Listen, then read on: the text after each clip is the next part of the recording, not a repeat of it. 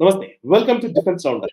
రక్షణ శాఖకి సంబంధించినటువంటి కొత్త ఆవిష్కరణలు, అందులోనూ భారతదేశము విశ్వగురు స్థానం వైపు అడుగులు వేస్తున్న టైంలో మన భారతీయ దుర్భేద్యమైనటువంటి ఆయుధ సంపత్తికి సంబంధించినటువంటి వివరాల్ని మీకు ఎప్పటికప్పుడు అందిస్తూ రీసెంట్ డిఫెన్స్ డెవలప్మెంట్స్ తో సంబంధించినటువంటి వార్తలతో మీ ముందుకు వచ్చేటువంటి చర్చా కార్యక్రమం డిఫెన్స్ రౌండప్ 62వ ఎపిసోడ్ తో మీ ముందుకు వచ్చింది.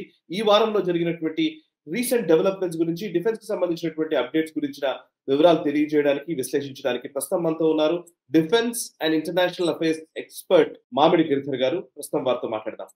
నమస్కారం సార్. నమస్తే సాయి. నమస్తే సార్. ఈ వారం డిఫెన్స్ రౌండప్ లోకి వెళ్లే ముందు మీ అనుమతితోటి నేను ప్రేక్షకులకు ఒక చిన్న విజ్ఞప్తి చేద్దాం అనుకుంటున్నాను. సో ప్రేక్షకులకి actually defence roundup, national roundup, global roundup and right angle ఇట్లాంటి అనేక వార్తలతోటి, ముఖ్యంగా ఈ తెలుగునాట ప్రేక్షకులకు తెలుగు ప్రసార మాధ్యమాలు ఏవి ఇవ్వని సమాచారాన్ని మీకు ఇచ్చే ప్రయత్నం చేస్తున్నాము. కానీ యూట్యూబ్ ఆపే ప్రయత్నం చేస్తూనే ఉంది. సో దీన్ని అధిగమించే ప్రయత్నం మేము చేస్తూనే ఉన్నాం, పట్టువదలని విక్రమార్కుడిలాగా. బట్ ఎస్, అయితే మీకు ఒక విజ్ఞప్తి ఏంటంటే, నేషనల్ స్టబ్ ని రెగ్యులర్ గా చూస్తున్నటువంటి ప్రేక్షకులకు ఒక విజ్ఞప్తి ఏంటంటే, మీరు మా నేషనల్ స్టబ్ కి సంబంధించినటువంటి మెంబర్స్ గా జాయిన్ అవ్వడానికి ఒక ఆప్షన్ ఉంది. అంటే ఓన్లీ పర్టికులర్లీ ఎవ్రీ మంత్ ఒక మామూలుగా మీరు సబ్స్క్రైబర్స్ గా ఉన్నారు, కానీ పెయిడ్ సబ్స్క్రైబర్స్ గా ఉండడం వల్ల మీతో రెగ్యులర్ గా మేము ఇంటరాక్ట్ అవ్వడానికి కూడా అవకాశం ఉంటుంది. దానికి సంబంధించిన డీటెయిల్స్ ఒక్కసారి నేను స్క్రీన్ షేర్ చేసి చూపిస్తాను, ప్లీజ్ వాచ్ ఇట్. సో ఇది నేషనల్ స్టబ్ కి సంబంధించినటువంటి యూట్యూబ్ ఛానల్లోకి వెళితే అందులో మీరు గమనించవచ్చు, యూట్యూబ్ ఛానల్లో ఇక్కడ సబ్స్క్రైబ్ అనే ఆప్షన్ ఉంది. సబ్స్క్రైబ్ అనే ఆప్షన్ పక్కనే జాయిన్ అనే ఆప్షన్ ఉంది.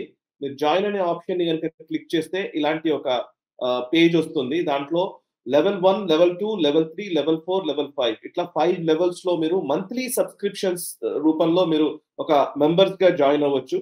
ఇది జాయిన్ అవ్వాలంటే మీరు ఏదో ఒక ఆప్షన్ ని చూస్ చేసుకొని దాన్ని జాయిన్ అనే ఆప్షన్ పైన క్లిక్ చేస్తే మీకు ఒక స్క్రీన్ వస్తుంది.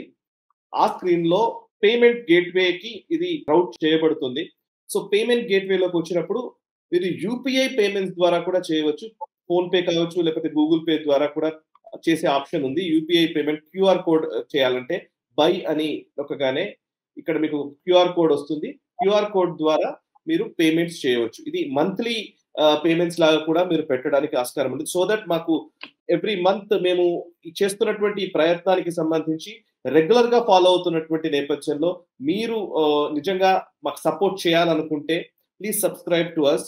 Defence roundup, global roundup, national roundup, ఈ రౌండప్స్ ని రెగ్యులర్ గా చూస్తున్నటువంటి వాళ్ళు అండ్ నిజంగా నేషనల్ స్టబ్ చేస్తున్నటువంటి ప్రయత్నాన్ని ప్రోత్సహించాలని అనుకునే వాళ్ళు ప్లీజ్ సబ్స్క్రైబ్ చేసుకోవాల్సిందిగా కోరుతూ ఉన్నాను. ఇక అండ్ ఈ వీడియోకి కమెంట్ చేయడం మర్చిపోవద్దు. సో ట్రాక్షన్ పెరగడానికి అవకాశం ఉంటుంది కాబట్టి వీడియోని లైక్ చేయండి, 10 మందికి షేర్ చేయండి. నేను ఎక్కువ టైం తీసుకోను. ఈ వారం మన డిఫెన్స్ రౌండప్ టాపిక్ లోకి వెళ్ళిపోదాం. సరే, అయితే మొదటి టాపిక్ మనకు చాలా అద్భుతమైనటువంటి ఒక పాజిటివ్ న్యూస్ తో మనం ఈ డిఫెన్స్ రౌండప్ స్టార్ట్ చేద్దాం సార్. ఇండియన్ ఎయిర్ ఫోర్స్ ఇప్పుడు ప్రపంచంలోనే 3వ అతిపెద్ద ఎయిర్ ఫోర్స్ వ్యవస్థల్లో ఒకటిగా 3వ స్థానంలోకి చేరుకోవడం జరిగింది. చైనాను అధిగమించాం మనము. చైనాను అధిగమించడము అనంటే ఇది WDMMA ర్యాంకింగ్స్ ప్రకారం, world directory of modern military air craft rankings ప్రకారం భారతదేశం చైనాని అధిగమించింది.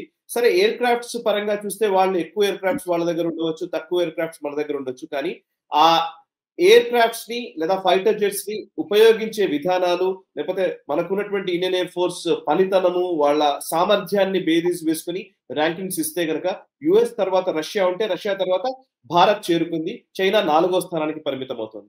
ఒకసారి ఈ ర్యాంకింగ్స్ ని ఎట్లా క్యాలిక్యులేట్ చేస్తారు, దీని డీటెయిల్స్ ఏంటి, మనము నిజంగా ఈ ఫీట్కి రావడానికి దోహదం చేసినటువంటి అంశాలు ఏమేంటి? అంటే ఇందాక నువ్వు చెప్పినట్టు world directory of modern military air craft అన్నటువంటి సంస్థ వాళ్ళు ఈ యొక్క రేటింగ్స్ ని విడుదల చేస్తారు. దాన్ని ట్రూ వాల్ రేటింగ్ అని అంటారు. అంటే మీ దగ్గర ఉన్నటువంటి, అంటే ప్రతి దేశంలో ఉన్నటువంటి ఎయిర్ క్రాఫ్ట్స్ కావచ్చు, ఎయిర్ క్రాఫ్ట్స్ కి సంబంధించిన ఇన్ఫ్రాస్ట్రక్చర్ కావచ్చు, దానికి సంబంధించిన సపోర్ట్ లాజిస్టిక్స్ కావచ్చు. అంటే ఫర్ ఇన్స్టెన్స్ ఇప్పుడు మన ఎయిర్ క్రాఫ్ట్స్ ఎన్ని కిలోమీటర్లు వెళ్ళగలవు? బహుశా అవి 500-600 కిలోమీటర్లు వెళ్ళేటువంటి ఫ్లైట్స్ మనకు ఉండి అక్కడ యాక్షన్ చేసి మళ్ళీ తిరిగి రావచ్చు. కానీ వీళ్ళకు ఆకాశంలో కనుక ట్యాంకర్స్ ఉన్నాయంటే కనుక, వాళ్ళకు ఫ్యూయల్ నింపేటువంటి ట్యాంకర్స్ ఉంటే బహుశా 1000 కిలోమీటర్లు 2000 కిలోమీటర్లు కూడా దూరం వెళ్ళి వాళ్ళు ఆపరేషన్ చేసి రావచ్చు. కాబట్టి అటువంటివి అలాగే వాళ్ళకు ఎలా వీళ్ళ టెక్నాలజీ అనుసంధానం అయింది, మ్యాన్డ్ అన్మాన్డ్ ఎయిర్ క్రాఫ్ట్స్ ని ఎలా వీళ్ళు మేనేజ్ చేసుకోగలుగుతున్నారు. IFF అంటారు, ఐడెంటిఫైయింగ్ ఫ్రెండ్ అండ్ ఫో.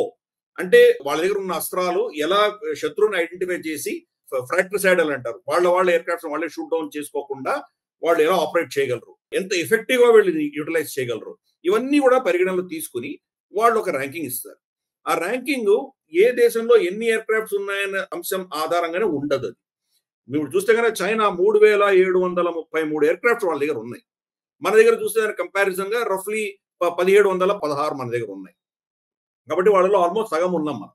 అయినా మనకు వాళ్ళకంటే ఎక్కువ ర్యాంకింగ్ ఎందుకు ఇచ్చారంటే మనకు ఉన్నటువంటి ఎయిర్ క్రాఫ్ట్స్ అంత అద్భుతంగా వాడుకోగలుగుతున్నాం.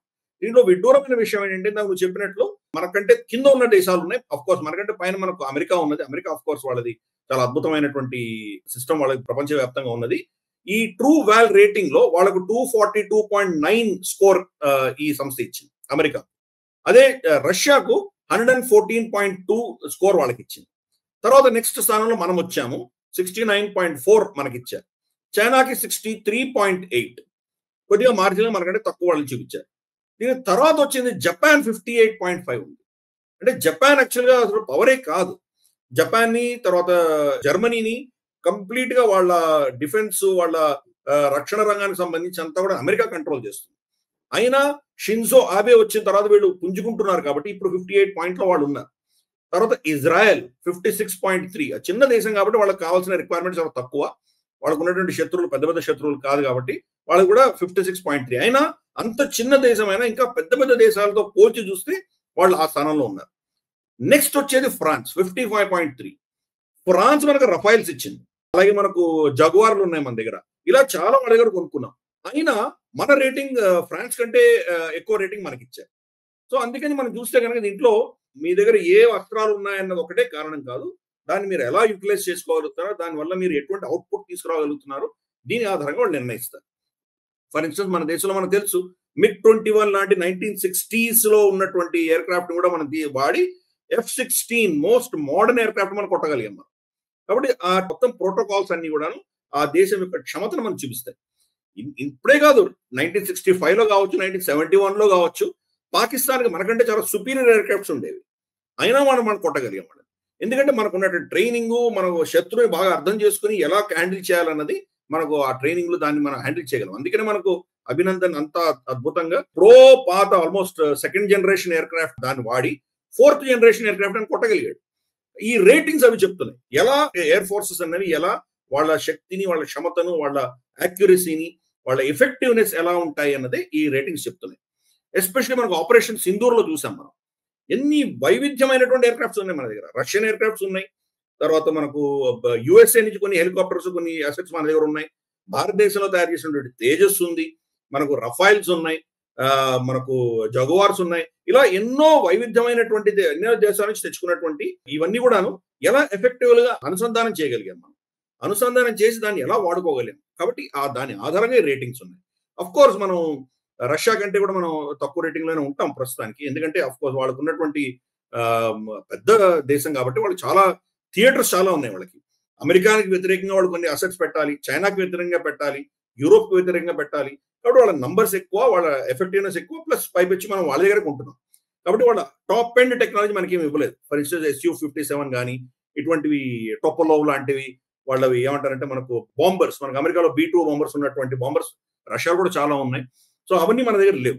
కాబట్టి ఆ రిలేటివ్ గ్యాప్ అన్నది వాళ్ళకి మనకు ఉన్నది. కానీ చైనా JF-20 లాంటివి, JF-17 లాంటివి వాళ్ళ దగ్గర ఉన్నా కానీ కూడా, so called 5th generation air crafts ఉన్నా కానీ కూడా వాళ్ళని మనతో పోల్చట్లేదు. మనకంటే కొంచెం తక్కువ ర్యాంకింగ్ ఇచ్చారు వాళ్ళు. ఎందుకంటే వాళ్ళ ఎఫెక్టివ్నెస్ అన్నది మనం చూసాం. ఇప్పుడు ఆపరేషన్ సింధూర్ లో మనం చైనీస్ అసెట్స్ ని కొట్టాము, JF-17 కొట్టాము. వాళ్ళ దగ్గర పాకిస్తాన్ దగ్గర JF-20 లేదు. బట్ ఇంటర్నేషనల్ గా అందరికీ తెలుసు JF-20 యొక్క స్టెల్త్ మనం హ్యాండిల్ చేయగలుగుతున్నాం. మనకు ఒక మాజీ మన ఆపరేషన్ సింధూర్ లో మన పర్ఫార్మెన్స్ కూడా ఈ ర్యాంకింగ్స్ లో ఏమన్నా ప్రమాణంగా తీసుకోవచ్చా? పర్ఫెక్ట్, అది తీసుకున్నారు వాళ్ళు. అందుకని అక్కడ మనం ఎలా ఈ చైనీస్ ప్రోటోకాల్స్ ని, తర్వాత మిగతా అంటే భారతదేశానికి వ్యతిరేకంగా వచ్చినటువంటి అసెట్స్, టర్కీది కావచ్చు, వీటిని మన ఎయిర్ ఫోర్స్ ఎలా హ్యాండిల్ చేసింది అన్నది కూడా చాలా కీలకమైంది. అందుకని నువ్వు ఇంట్రొడక్షన్ లో రక్షణ రంగానికి సంబంధించి అని చెప్తున్నప్పుడు ఎప్పుడు కూడా నేను నీకు తెలుసు నేను ఎటువంటి ఒపీనియన్ ఉంటుంది దానికి. రక్షణ అనేసరికి చాలా డిఫెన్సివ్ మైండ్ సెట్ లో వెళ్ళిపోతాం మనం. కాబట్టి దీన్ని అఫ్ కోర్స్ డొనాల్డ్ ట్రంప్ అయితే చాలా డొనాల్డ్ ట్రంప్ ఇంకో ఎక్స్ట్రీమ్ తీసుకువెళ్ళాడు. ఆయన వార్ డిపార్ట్మెంట్ ఆఫ్ వార్ అని పెట్టాడు ఆయన. మనం అంటే బైనరీలో చూడక్కర్లా, రక్షణ నుంచి డైరెక్ట్ గా యుద్ధానికి వెళ్ళక్కర్లా. కాబట్టి దీన్ని ఒక నేషనల్ సెక్యూరిటీ కింద పెట్టచ్చు, డిపార్ట్మెంట్ ఆఫ్ నేషనల్ సెక్యూరిటీ అని మనం దీనికి మనం బిరుదు ఇవ్వాలి. కాబట్టి ఆ దృష్ట్యా మీరు అన్నట్టుగా డిఫెన్స్ రౌండ్ అప్ అసలు యాక్చువల్లీ మనం ఈ టైటిల్ పెట్టేటప్పుడే చాలా సుదీర్ఘంగా ఆలోచించారు దీని గురించి. మీకు గుర్తుంటుంది నాకు తెలిసి. డిఫెన్స్ రౌండ్ అప్ పెట్టాలా అవుద్దా అని చాలా చర్చించాము. బట్ స్టిల్ డిఫెన్స్ అని ఎందుకు పెట్టాల్సి వచ్చింది అంటే because of the hash tags, దానికి సంబంధించినటువంటి ఆల్గారిథము, ఆ లెక్కలు అన్ని పరిగణలో తీసుకుంటే ఎక్కువ యూసేజ్ లో ఉన్నటువంటి పదం వాడాల్సి వస్తుంది. Correct I agree. అంటే మనకు బేసిక్ గా ఏంటంటే defence is also important. Pakistan మన మీద అన్ని అటాక్స్ చేసింది, వాడు తట్టుకోగలిగాం కదా. డ్రోన్స్ వేసింది మన మీద, చాలా వేశారు. అవన్నీ మనం ఎఫెక్టివ్ గా కంట్రోల్ చేసుకోగలిగాం. Defence is a good option, అది ఉండి తీరాలి. కానీ offence is also important. So మన శత్రువు ఈరోజు మనల్ని భయపడుతున్నాడంటే కనుక మనం మన సరిహద్దుల్లోనే ఉంటాము అన్నటువంటి పరిస్థితి లేదు మనకి. వాడి ఊర్లోకి వెళ్ళి మన బాలకృష్ణ గారి డైలాగ్, మీ ఊరికి వచ్చా, మీ వీధికి వచ్చా, ఆ టైప్ లో మనం అక్కడికే వెళ్ళి కొట్టొస్తున్నాం.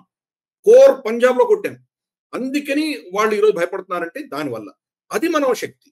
So not just defence but we are also capable of offensiveness. అందుకని మన ఎయిర్ ఫోర్స్ అనేది ఒక ఫోర్స్ మల్టిప్లయర్ మనకి. అదే ఈ రోజు ఈ ర్యాంకింగ్స్ లో అది రిఫ్లెక్ట్ అవుతోంది. మనం ఎంత అద్భుతంగా ఆపరేషన్ సింధూర్లో హ్యాండిల్ చేయగలిగామో ప్రపంచం అంతా చూసింది. వాళ్ళు ఇప్పటికి కూడా పాకిస్తాన్ ఏమనుకుంటుంది అంటే రఫైల్స్ కొట్టాము అని అనుకుంటున్నారు. వాడు హరీష్ రావు వాళ్ళ క్రికెటర్, తర్వాత వాళ్ళ లేడీ క్రికెటర్స్ వాళ్ళందరూ 6-0 అని చూపిస్తున్నారు. యాక్చువల్ గా అది ఆల్మోస్ట్ 10 to 12-0. మనం వాళ్ళకి 10-12 కొట్టాం మన వాళ్ళది. వాడు 0-1 కూడా కొట్టలేదు. ఒక F-16 సీనియర్ పైలట్, బాగా అనుభవజ్ఞుడైన పైలట్ చెప్పాడు, పాకిస్తాన్ ఎంత మోసపోయిందో. వాళ్ళు అనుకుంటున్నారు రఫైల్ కొట్టారని, యాక్చువల్గా డీకాయిన్ పెట్టారు వీళ్ళు, డీకాయిన్ కొట్టారు వాళ్ళు. కాబట్టి భారతదేశం చాలా అద్భుతంగా హ్యాండిల్ చేసింది అని చెప్తున్నారు. అందుకని ఓకే, మనకు రఫైల్లో కొన్ని టెక్నికల్ స్నాక్స్ వచ్చినాయి మొదటి రోజు, 6th 7th చిన్న టెక్నికల్ స్నాక్స్ వచ్చినాయి. బట్ దాన్ని ఇమ్మీడియట్ గా మనం కరెక్ట్ చేసుకున్నాం. కాబట్టి పాకిస్తాన్ క్లెయిమ్స్ అంతా కూడా ఫస్ట్ డేనే వాళ్ళ క్లెయిమ్స్, సెకండ్ డే వాళ్ళు ఏం క్లెయిమ్ కూడా చేయలేదు. కాబట్టి మనం లెర్నింగ్ ఆన్ ద జాబ్ అంటాం కదా, ఆ క్షణం మనం ఆపరేషన్స్ లో ఉన్నటువంటి అనుభవాన్ని ఆధారంగా మనం మన స్ట్రాటజీస్ మార్చుకుంటూ వెళ్ళాము. అది ఈ సంస్థ ఈ రోజు రికగ్నైజ్ చేసింది. మనకున్నటువంటి ఆ క్షమత, మనకున్నటువంటి సో కాల్డ్ సుపీరియర్ PL-15E వాళ్ళు ఫైర్ చేశారు. 200 కిలోమీటర్ల దూరం దాకా కొట్టగలము అని చెప్పి వాళ్ళు చెప్తోంది చైనా. వాళ్ళ air to air missile, beyond visual range, BVRM అంటారు, beyond visual range air to air missiles. వాళ్ళు PL-15E కొడితే చాలా సక్సెస్ఫుల్ గా తప్పించుకోగలిగాం. అవన్నీ కూడాను మనకు పంజాబ్ ప్రాంతంలో పొలాల్లో ఎక్కడ కూడా పడిపోయాయి. అంటే అవి కిల్ అంటారు, దాన్ని కొట్టలేకపోయింది. మనం ఒక్క ఎయిర్ క్రాఫ్ట్ కొట్టలేకపోయాయి. మరి అంత సుపీరియర్ టెక్నాలజీ ఎలా కొట్టగలిగాం మనం అంటే ఆ ప్రోటోకాల్స్ తెలుసు ఎగ్జాక్ట్ గా ఏ క్షణంలో మనం దాన్ని మన ఎయిర్ క్రాఫ్ట్ ని టర్న్ చేయాలి. వాడు ఫైర్ చేయగానే దాన్ని ఎలా తప్పించాలి అనేది మనకు బాగా తెలుసు. నో ఎస్కేప్ జోన్ అని ఉంటుంది. వాడు మిసైల్ ఫైర్ చేసినప్పుడు ఒక పర్టికులర్ డిస్టెన్స్ లో ఉంటే కనుక మీరు ఏం చేసినా తప్పించుకోలేరు దాన్ని. అక్కడ దాకా వెళ్ళి మనం దాన్ని చాకచక్యంగా దాన్ని తప్పించుకోగలిగామంటే కనుక, అది నేల మీద పడిపోయిందంటే కనుక మనకి ఎంత నైపుణ్యత ఉండాలి, మనకి ఎంత పర్ఫెక్షన్ ఉండాలి మన దగ్గర. అందుకని ఈ ర్యాంకింగ్స్ మనకు చూపిస్తున్నాయి. అంటే మన దేశంలో తయారయ్యేటువంటి తేజస్ ఇంకా రాలేదు మన దగ్గర, 1-6 వచ్చాయి మన దగ్గర. అయినా కానీ మనకి ఇంత హై ర్యాంకింగ్ 3rd ర్యాంక్ లో పెట్టారంటే కనుక మనందరం గర్వించదగ్గటువంటి విషయం. చిన్న విషయం కాదు ఇది.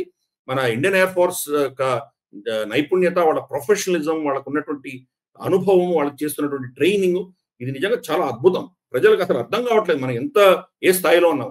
చైనా కంటే ఎక్కువ ర్యాంకింగ్ ఇచ్చారు, ఇజ్రాయెల్ కంటే ఎక్కువ ర్యాంకింగ్ ఇచ్చారంటే కనుక ఎంత పెద్ద విషయం అది. అందుకనే మనం గర్వించదగ్గటువంటి విషయం. అందుకని మనం ఈ ఎపిసోడ్ లో మనం ఫస్ట్ టాపిక్ గా ఇది పెట్టుకున్నాం. Yes sir. నెక్స్ట్ అంశంలోకి వెళ్దాం సార్. మరొక significant mile stone Indian navy చేసింది. భారతదేశానికి సంబంధించిన ముఖ్యంగా నావికా దళపు అమ్ముల పొదిలోకి ఇంకొక అద్భుతమైనటువంటి మిసైల్ రాబోతోంది. Long range anti ship missile. ఇది cutting edge hypersonic missile system అని అంటున్నారు. ఆల్మోస్ట్ దీన్ని ప్రొడక్షన్ లోకి వెళ్ళబోతోంది ఇప్పుడు ఇది. సో సీరియస్లీ సార్, యాక్చువల్లీ నాకు అర్థం కావట్లేదు. ఇప్పుడు యాంటీ షిప్ మిసైల్ సిస్టమ్స్ మన దగ్గర అసలు ఇంతకు ముందు లేవా? ఇండిజినస్ టెక్నాలజీతో వస్తున్నటువంటి దీని స్పెషాలిటీ ఏంటి? హైపర్సానిక్ అంటున్నారు. మీరు ఎప్పుడు చెప్తుంటారు హైపర్సానిక్ అనే దాని డెఫినేషన్ చాలా సార్లు మీరు చెప్పారు. మళ్ళీ ఒకసారి అడుగుతున్నాను. So please explain this. ఇది ఎందుకు చాలా ఇంపార్టెంట్ మిసైల్ కాబోతోంది? అంటే మనకు యాంటీ షిప్ మిసైల్ చాలా ఉన్నాయి మన దగ్గర. ఈవెన్ సూపర్ సోనిక్ మిసైల్స్ కూడా ఉన్నాయి. ఫర్ ఇన్స్టెన్స్ మనకు బ్రహ్మోస్ అన్నది ఫస్ట్ వర్షన్ బ్రహ్మోస్ తయారైందే యాంటీ షిప్ గా తయారు చేసాం మనం. దాని ఇనిషియల్ టెస్ట్, ఫస్ట్ టెస్ట్ మన పాత డీకమిషన్ షిప్లని కొంత దూరంలో పెట్టి దాన్ని కొట్టాం. కాబట్టి మనకు యాంటీ షిప్ మిసైల్స్ మన దగ్గర ఉన్నాయి. కానీ ఇప్పుడు long range anti ship missile ఏదైతే ఇప్పుడు మనం మాట్లాడుతున్నామో అది హైపర్సోనిక్ మిసైల్. హైపర్సోనిక్ గురించి మనం చాలా ఎపిసోడ్స్ డిస్కస్ చేసాం మనం. అది నార్మల్ గా ఒక పర్టికులర్ స్పీడ్ లో పికప్ అవుతుంది. అది పికప్ అయి సూపర్ సోనిక్ స్పీడ్ తీసుకెళ్లిన తర్వాత హైపర్సోనిక్ స్పీడ్ లో తీసుకెళ్ళడానికి ర్యామ్ జెట్ కానీ స్క్రామ్ జెట్ కానీ depending on the technology they use, ఆ రెండిట్లో ఒక టెక్నాలజీ వస్తుంది. అంటే మ్యాక్ 2 మ్యాక్ 3 స్పీడ్ నుంచి అప్పుడు టేక్ ఓవర్ అవుతుంది హైపర్సోనిక్. అది ఒకసారి టేక్ ఆఫ్ అయిపోయిందంటే కనుక మ్యాక్ 10 మ్యాక్ 11 ఆ స్పీడ్ లో వెళ్ళిపోతుంది. మ్యాక్ అంటే మనకు తెలుసు speed of sound. Speed of sound కంటే 10 రెట్లు ఫాస్ట్ గా వెళ్ళిందంటే ఏ రడారు దాన్ని డిటెక్ట్ చేయలేదు. ఒకవేళ డిటెక్ట్ చేసినా కౌంటర్ మెషర్ చేసేంత లోపల అది కొడుతుంది. 12,144 కిలోమీటర్ల గంటకి ప్రయాణం చేసేటువంటి స్పీడ్ లో ఈ మిసైల్ వెళ్తుంది. అంటే బట్ దీని డిస్టెన్స్ కూడా 1,500 కిలోమీటర్ల వరకు దానికి ఇంధనం ఉంటుంది. సో 1,500 కిలోమీటర్ దూరంలో కొట్టగలుగుతాం. నార్మల్ గా మనకి ఏంటంటే మనకు ఇండియన్ ఓషన్ కానీ మనకు అరేబియన్ సీ కానీ బే ఆఫ్ బెంగాల్ లో కానీ 200 కిలోమీటర్ల వరకు కూడా మన ఎక్స్క్లూజివ్ ఎకనామిక్ జోన్స్ ఉంటాయి. అక్కడ ఏ షిప్ రావడానికి వీల్లేదు. అక్కడ వచ్చిందంటే కనుక మనకు ఇన్ఫార్మ్ చేయాలి, మన పర్మిషన్ తీసుకునే వాళ్ళు వెళ్ళాలి. నావిగేషన్ చేసుకుంటే వెళ్ళొచ్చు, దాన్ని ఆపలేం కానీ బట్ వాళ్ళు ఐడెంటిఫై చేయాలి. కానీ ఇది 1,500 కిలోమీటర్లు అంటే ఎంత దూరం కొడుతున్నాం మనం చూసుకోవచ్చు. కాబట్టి థ్రెట్ మనకి చైనా నుంచి రేపు పెద్ద థ్రెట్ రాబోతోంది. చైనా ఈ షిప్స్ అన్ని కూడా పాకిస్తాన్కి ఇవ్వబోతోంది. కాబట్టి వాటిని టార్గెట్ చేయడానికి ఇది పెట్టుకున్నది. ఇది షిప్ మీద నుంచి ఫైర్ చేయొచ్చు, ల్యాండ్ బేస్డ్ ఫైర్ చేయొచ్చు. బట్ షిప్ బేస్డ్ అంటే మనం అర్థం చేసుకోవచ్చు. ఎక్కడో 1000 నాటికల్ మైల్స్ దూరంగా హిందూ మహాసాగరంలో మన ఐఎన్ఎస్ విక్రాంతో ఐఎన్ఎస్ విక్రమాదిత్యనో వెళ్తున్నాయి అనుకుందాం. అక్కడి నుంచి హైపర్సోనిక్ మిసైల్ ఫైర్ చేస్తే ఇంకెంత దూరం వెళ్తుంది అంటే రీచ్ పెంచుకుంటున్నాం మనం. ఇంతవరకు మనం బ్రౌన్ వాటర్ నేవీగా మనం చాలా మనకు కెపాసిటీ ఉండేది. ఇప్పుడు బ్లూ వాటర్ నేవీగా ఎదుగుతున్నాం. ఈ రెండింటికి తేడా ఏంటంటే బ్రౌన్ వాటర్ అంటే కనుక మన సముద్రం దగ్గరగా ఉన్నది, మట్టిగా ఉంటాయి నీళ్లు, కాబట్టి దాన్ని బ్రౌన్ వాటర్ నేవీ అంటారు. అంటే మన సరిహద్దులు దగ్గరగానే ఉన్నటువంటి శక్తి. బ్లూ వాటర్ అంటే కనుక సముద్రంలో చాలా లోతుగా వెళ్ళి మనం ఆపరేట్ చేయగలిగిన క్షమత. అటువంటిప్పుడు మనం ఎక్కడో ఉన్నప్పుడు అక్కడి నుంచి ఫైర్ చేయాలంటే ఇంకా దాని డిస్టెన్స్ కూడా ఎక్కువ ఉండాలి. ఫర్ ఇన్స్టెన్స్ మనకు మిసైల్ కంట్రోల్ రెజీమ్ ఉన్నప్పుడు మన మీద అటువంటి ఆంక్షలు ఉన్నప్పుడు మనం 300 కిలోమీటర్ల అంటే ఎక్కువ ఫైర్ చేసే మిసైల్స్ మనకు ఎవరు ఇవ్వకూడదని అప్పుడు మన మీద రెస్ట్రిక్షన్స్ ఉండేవి. అందుకనే బ్రహ్మోస్ ఫస్ట్ వర్షన్ మనకి ఇచ్చినటువంటిది రష్యా 290 కిలోమీటర్లు మాత్రమే కొట్టగలిగిన వర్షన్ ఇచ్చారు. అది సూపర్ సానిక్ మిసైల్. ఇప్పుడు బ్రహ్మోస్నే మనం 800 కిలోమీటర్స్ తీసుకెళ్తున్నాం. ప్లస్ పైపెచ్చు ఈ హైపర్సోనిక్ మిసైల్ 1500 కిలోమీటర్లు వెళ్తుంది. ఒక బ్రహ్మోస్నే హ్యాండిల్ చేయలేకపోయారు. 290, 300 కిలోమీటర్ల దూరం వెళ్ళగలిగినటువంటి ఒరిజినల్ బ్రహ్మోస్ వర్షన్స్ ని కూడా పాకిస్తాన్ ఏం హ్యాండిల్ చేయలేకపోయింది. చైనీస్ రెడార్స్ డిటెక్ట్ చేయలేకపోయినాయి. అమెరికన్ రెడార్స్ వాళ్ళకి ఎందుకు అక్కర రాలేదు, పనికి రాలేదు. అటువంటిది ఇప్పుడు హైపర్సోనిక్ మిసైల్ అంటే మరి ఆ షిప్ తట్టుకోగలదా? ఆ షిప్ మాన్యూవర్ చేయాలి. మీరు ఫైర్ చేశారంటే ఆ షిప్ కౌంటర్ మెజర్స్ అయినా చేయాలి, లేదా ఆ దారి నుంచి తప్పించుకోవాలి. ఇది 1500 కిలోమీటర్ 7 నుంచి 8 నిమిషాల్లో వెళ్ళి కొట్టేస్తుంది. 7 నుంచి 8 నిమిషాల్లో వాళ్ళు డిటెక్ట్ చేయడానికి ఎంత సమయం పడుతుంది, వాళ్ళకు దాన్ని కౌంటర్ మెజర్స్ చేయడానికి ఎంత సమయం పడుతుంది, అంత లోపల షిప్ మొత్తం ధ్వంసం అయిపోతుంది. అందుకని లియోనింగ్ కానీ వాళ్ళది ఇతరత్ర వాళ్ళకు ఉన్నటువంటి ఏవైతే మనకు ఫూజియాన్ కానీ వాళ్ళ ఎయిర్ క్రాఫ్ట్ క్యారియర్స్ ఏవైతే ఉన్నాయో మనకు చైనీస్ ఎయిర్ క్రాఫ్ట్ క్యారియర్స్ అవన్నీ కూడా వల్నరబుల్. ప్లస్ మనం దీన్ని తీసుకొని వెళ్ళి ఎక్కడో మనం సౌత్ చైనా సీలోనో లేకపోతే మనకు మలక్కా స్టేట్స్లోనో మనకు సౌత్ అండమాన్స్ నుంచి అక్కడి నుంచి కొట్టామంటే కనుక సౌత్ చైనా సీలో ఉన్నటువంటి వీళ్ళ షిప్లో కొట్టచ్చు. కాబట్టి మన కెపాసిటీ గణనీయంగా పెరిగింది. Hypersonic missile, not super sonic missile. Mach 10 పైన స్పీడ్ ఉంటుంది. మ్యాక్ 2, 3 ఉన్నది సూపర్ సోనిక్ మిసైల్స్. సానిక్ అంటే ఎక్కువ ఉంటుంది. సానిక్ అంటే శబ్దం, ధ్వని స్పీడ్ కంటే ఎక్కువ ఉన్నది 1 మ్యాక్ నుంచి పైన ఉన్నవన్నీ కూడా సూపర్ సోనిక్ మిసైల్స్. 2, 3 మనకు బ్రహ్మోస్ ఇవన్నీ కూడా 2, 3 మ్యాక్ లో ఉంటాయి. Maximum 4 Mac. డిపెండ్ ఆన్ దాని ఎంత ఫ్యూసలాజ్ పెడతాం, దాంట్లో ఎంత మందు పెడతాము, డిస్టెన్స్ ఎంత కొడతాము, వీటన్నిటి ఆధారంగా దాని స్పీడ్ కొద్దిగా వేరియేషన్ ఉంటుంది. బట్ ఇది హైపర్సోనిక్ మిసైల్ మ్యాక్ 10 పైన కొడుతుంది. సో అందుకని ఇది చాలా మేజర్ థ్రెట్ చైనా కానీ పాకిస్తాన్ కానీ ఇంక్లూడింగ్ కొన్ని దేశాలు ఇక్కడ చుట్టుపక్కల వస్తున్నటువంటి దేశాలు. టర్కీ వచ్చింది మనకు, వాళ్ళు కరాచీలో వాళ్ళు షిప్పులు పెట్టారు అప్పుడు ఆపరేషన్ సింధూర్ అప్పుడు. రేపు అమెరికా ఇటువంటి పిచ్చి వేషాలు వేస్తే అమెరికాను కూడా హ్యాండిల్ చేయడానికి మనం సిద్ధంగా ఉన్నాం. అఫ్ కోర్స్ అమెరికాతో ప్రస్తుతానికి రైవలరీ లేదు, మనం వాళ్ళు ప్లాన్ చేయట్లేదు. కానీ వాళ్ళు ఏమైనా ఇక్కడ వచ్చి ఇంకేదైనా మన శత్రువులకి ఏదైనా వీళ్ళు సాయం చేసేటువంటి పిచ్చి పనులు ఏమైనా చేస్తే కనుక మనం అన్ని ఈ ఇండియన్ ఓషన్ రీజియన్ లో మొత్తం ఎక్కడ ఏది మనకు థ్రెట్ వచ్చినా దాన్ని హ్యాండిల్ చేయగల కెపాసిటీ మనం ఈరోజు ఈ యొక్క అద్భుతమైనటువంటి ఈ మిసైల్ వల్ల మనం తెచ్చుకుంటున్నాము. ఇది ప్రొడక్షన్ వెళ్తోంది అని మనకు పెద్దలు చెప్తున్నారు. అంటే ఇంతవరకు టెస్టింగ్లు అయిపోయినాయి. టెస్టింగ్ అయిపోయిన తర్వాత ఇప్పుడు సీరియల్ ప్రొడక్షన్ చేయాలి. ఇప్పుడు టెస్టింగ్ అంతా మనకు గత 2 సంవత్సరాలు చేసాం. మనకు ఒడిశాలో వీలర్స్ ఐలాండ్ అని గతంలో పిలిచేవారు. ఇప్పుడు దాన్ని doctor APJ Abdul Kalam island అని చెప్పేసి మనం దాని పేరు పెట్టాం. అక్కడి నుంచి టెస్టింగ్ ని చేసాం గతంలో. దీంట్లో ఆఫ్ కోర్స్ కొలాబరేషన్ చాలా మంది చేశారు. దీంట్లో మనకు హైపర్సోనిక్ విండ్ టనల్ ఫెసిలిటీ ఒకటిను, తర్వాత ఐఐటి కాన్పూర్ ఒకటి, hyper velocity expansion tunnel IIT Kanpur వాళ్ళు, ఇలా చాలా మంది, అంటే మనకు ఇండస్ట్రీ, ఫోర్సెస్, మన డిఆర్డిఓ లాంటి రీసెర్చ్ సంస్థలు, తర్వాత మనకు అకాడమియా అంటే ఐఐటీస్ లాంటివి, వీళ్ళందరూ కొలాబరేట్ చేసి తయారు చేసినటువంటి అద్భుతమైనటువంటి ఈ అస్త్రం ఇది. దీన్ని మనం డాక్టర్ అనిల్ కుమార్, మనకు additional director advance systems laboratory, ఆయన దీన్ని డిస్క్లోజ్ చేశారు. సో మనం అఫీషియల్ గా ఇప్పుడు మనం ఒప్పుకుంటున్నాం, మన దగ్గర ఈ క్షమత ఉన్నది, మన దగ్గర ఈ కెపాసిటీ ఉందని చెప్తున్నాం. అఫ్ కోర్స్ అదొక మెసేజింగ్ కూడా ఉంటుంది, శత్రువులకు మెసేజింగే కాదు, మనకు కూడా మన దేశానికి కూడా ఒక భరోసా ఇవ్వడం అన్నది.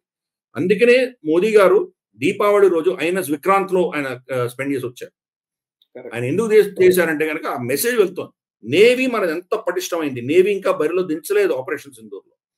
నెక్స్ట్ నేవీ కనుక ఆపరేషన్ లో దిగిందంటే పాకిస్తాన్ పని ఏమవుతుందో మనకు అర్థం చేసుకోవచ్చు. అందుకని ఇవన్నీ కూడాను మనం డిఫెన్స్ రౌండ్ అప్ లో మనం చేసేవన్నీ కూడాను చాలా అద్భుతమైనటువంటి ఆవిష్కరణలు. మన ప్రజలు దీని గురించి తెలుసుకుంటే కనుక మన కెపాసిటీ అర్థమవుతుంది. అందుకని మన ప్రయత్నం మనం చేస్తున్నాము. ఎస్ సార్, ఇక నెక్స్ట్ అంశంలోకి వెళ్తాం సార్. యాక్చువల్లీ ఇందాక మీరు అన్నారు డిఫెన్స్ అండ్ అఫెన్స్, ఈ రెండింటి గురించి మనం డిస్కస్ చేసాము. మరి మనం అనుకుంటున్నంత డిఫెన్సివ్ గా ఏం భారత ప్రభుత్వం ఉందని నేను అనుకోవట్లేదు. సో ఇప్పుడు ఆ సంకేతాలు కొన్ని కనబడుతున్నాయి కూడా. మొన్న మధ్యనే సౌత్ చైనా సీలో మనము జాయింట్ ఎక్సర్సైజెస్ లో పాల్గొన్నాము. ఫస్ట్ టైం అక్కడికి ఆ సౌత్ చైనా సీలో కూడా మన ప్రెసెన్స్ ఉంది అని చూపించే ఒక ప్రయత్నం చేస్తున్నాము. అండ్ నెక్స్ట్ ఇప్పుడు టర్కీకి సరిహద్దులు, ఆల్మోస్ట్ టర్కీ దగ్గర ఉన్నటువంటి ఈస్టర్న్ మెడిటేరియన్ సీ లో, ఆల్మోస్ట్ తూర్పు మధ్యధరా సముద్రం, అక్కడ టర్కీ భూభాగానికి దగ్గరలో భారత వార్షిప్స్ అక్కడికి వెళ్ళాయి. ఇది నిజంగా పెద్ద అంశము, చాలా తక్కువ, ఎవరో ఎక్కువ పెద్ద దీన్ని కవర్ చేయట్లేదు కానీ, బట్ ఎస్ ఇది చాలా సిగ్నిఫికెంట్ మూవ్. నాకు తెలిసి ఇది ఇంతకు ముందు ఇట్లాంటి మనం చేసామా లేదా నాకు తెలియదు sir, please let me know that. నిజానికి టర్కీ మొన్న ఆపరేషన్ సింధూర్ టైంలో పాకిస్తాన్ కి పూర్తిగా సపోర్ట్ చేసింది. వాళ్ళకి ఎంతో సాయం చేయడానికి మనం పెట్టినా కూడా వాళ్ళ బుద్ధిని వాళ్ళు చూపిస్తూనే వస్తూ ఉన్నారు. సో వాళ్ళని కొట్టాల్సిన అవసరం లేదు, భయపెడితే సరిపోతుంది అనే ఒక భావన, లేకపోతే అట్లీస్ట్ మన ప్రెసెన్స్ ని మనం చూపించే ప్రయత్నం. ఏదో సినిమాలో అన్నట్టుగా బెదిరింపుకి భాష అక్కర్లేదు అని. సో మీ విశ్లేషణ ఏంటి?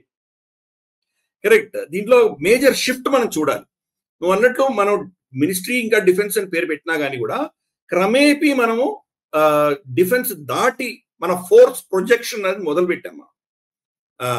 దాని భాగంగా ఎస్పెషల్లీ నేవీ, ఇందాక చెప్పినట్టు మనకు సౌత్ చైనా సీలో మనం చాలా సార్లు వెళ్ళాము. ఆసియాన్ భారతదేశం కలిసి జాయింట్ ఎక్సర్సైజ్ చేసినాయి. మలబార్ ఎక్సర్సైజెస్ ఉంటాయి మన క్వాడ్ దేశాలతో కలిసి, ఎవ్రీ ఇయర్ జరుగుతుంది అది. జపాన్ తోటి సపరేట్ గా చేస్తాము, ఆస్ట్రేలియాతో సపరేట్ గా చేస్తాము. ఇప్పుడు ఆస్ట్రేలియా మోసపోయింది, భంగపడింది. వీళ్ళది ఆకస్ ఏదైతే ఉందో మనకు ఆస్ట్రేలియా, యూకే, యుఎస్ఏ కలిసి వాళ్ళకు న్యూక్లియర్ సబ్మరీన్ ఆస్ట్రేలియాకి ఇస్తామని చెప్పినటువంటి ప్రాజెక్ట్ అది సరిగా అవ్వట్లేదు, టెక్నాలజీ వాళ్ళకి అవ్వట్లేదు. సో వాళ్ళు ఇప్పుడు భారతదేశం యొక్క సాయం కోరుతున్నారు వాళ్ళు. కాబట్టి మన ఫోర్స్ ప్రొజెక్షన్ అనేది మనం చేస్తున్నాం. మనకు గతంలో మనం చూసాం సొమాలియా పైరట్స్ కానీ, లేదా యమన్ లో ఉన్నటువంటి హౌతీలకు సంబంధించిన విషయాల్లో కానీ, మనవి 10 షిప్పులు వెళ్ళే ఆ ప్రాంతం అంతా వెళ్ళి గస్తీ తిరిగి మనమే చాలా మందిని కాపాడాం. ఫోర్స్ ప్రొజెక్షన్ అనేది మోదీ ప్రభుత్వం వచ్చాక మనం చూస్తున్నాం.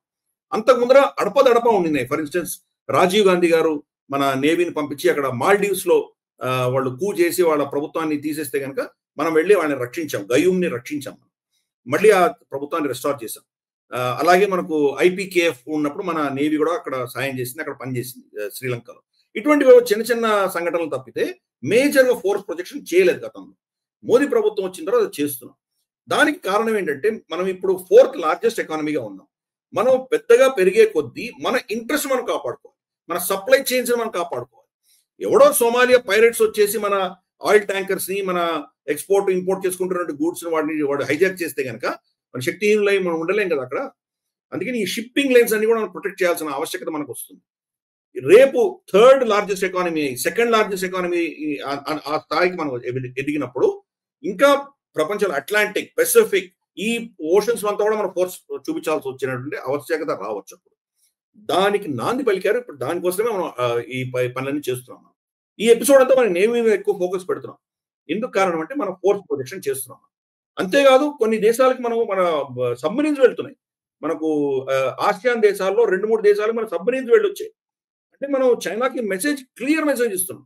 మీరు మా టెరిటరీలో వచ్చి మా ప్రాంతాల్లో, మా సముద్రాల్లో మీరు గస్తీలు తిరిగితే మేము కూడా వస్తాం మీ దగ్గరికి అని వార్నింగ్ ఇస్తున్నాం. ఇప్పుడు నువ్వు చెప్పింది టర్కీ గురించి చెప్పావు. టర్కీది మనం ఇప్పుడు చాలా ఇది అసలు ఎందుకు మన మీడియా ఎందుకు కవర్ చేయట్లేదు నాకు అర్థం కావట్లేదు. ఐఎన్ఎస్ తమాల్ లాస్ట్ షిప్ మనం రష్యా నుంచి కొన్నాం. అది వచ్చేసింది మన దగ్గరికి ఒక 3-4 నెలల క్రితం వచ్చేసింది. భారత ప్రభుత్వం అనౌన్స్ చేసింది INS Tamal is the last foreign built ship అని చెప్పారు. మిగతావన్నీ మన దేశంలోనే మనం బిల్డ్ చేసుకుంటాము, అక్కడే మనం తయారు చేసుకుంటామని చెప్పారు. తర్వాత ఐఎన్ఎస్ త్రికూట్, ఈ 2 షిప్పులు గత 2 నెలలలో టర్కీ సముద్రాల్లో అంతా తిరిగి వచ్చేది. అక్కడి నుంచి గ్రీస్కి వెళ్ళాయి, సైప్రస్కి వెళ్ళాయి. సైప్రస్ నుంచి మనకు గ్రీస్కి వెళ్ళి గ్రీస్తో వాళ్ళతో పాటు నేవల్ ఎక్సర్సైజ్ లో పాల్గొన్నాయి. ఏ జలాలైతే మావి అని టర్కీ క్లెయిమ్ చేస్తోందో ఆ జలాల మీద వెళ్ళారు. మోదీ గారు వాళ్ళ బార్డర్కి వెళ్ళారు. ఏదైనా ప్రధానమంత్రి 2 దేశాల మధ్యలో బార్డర్కి వెళ్తారా?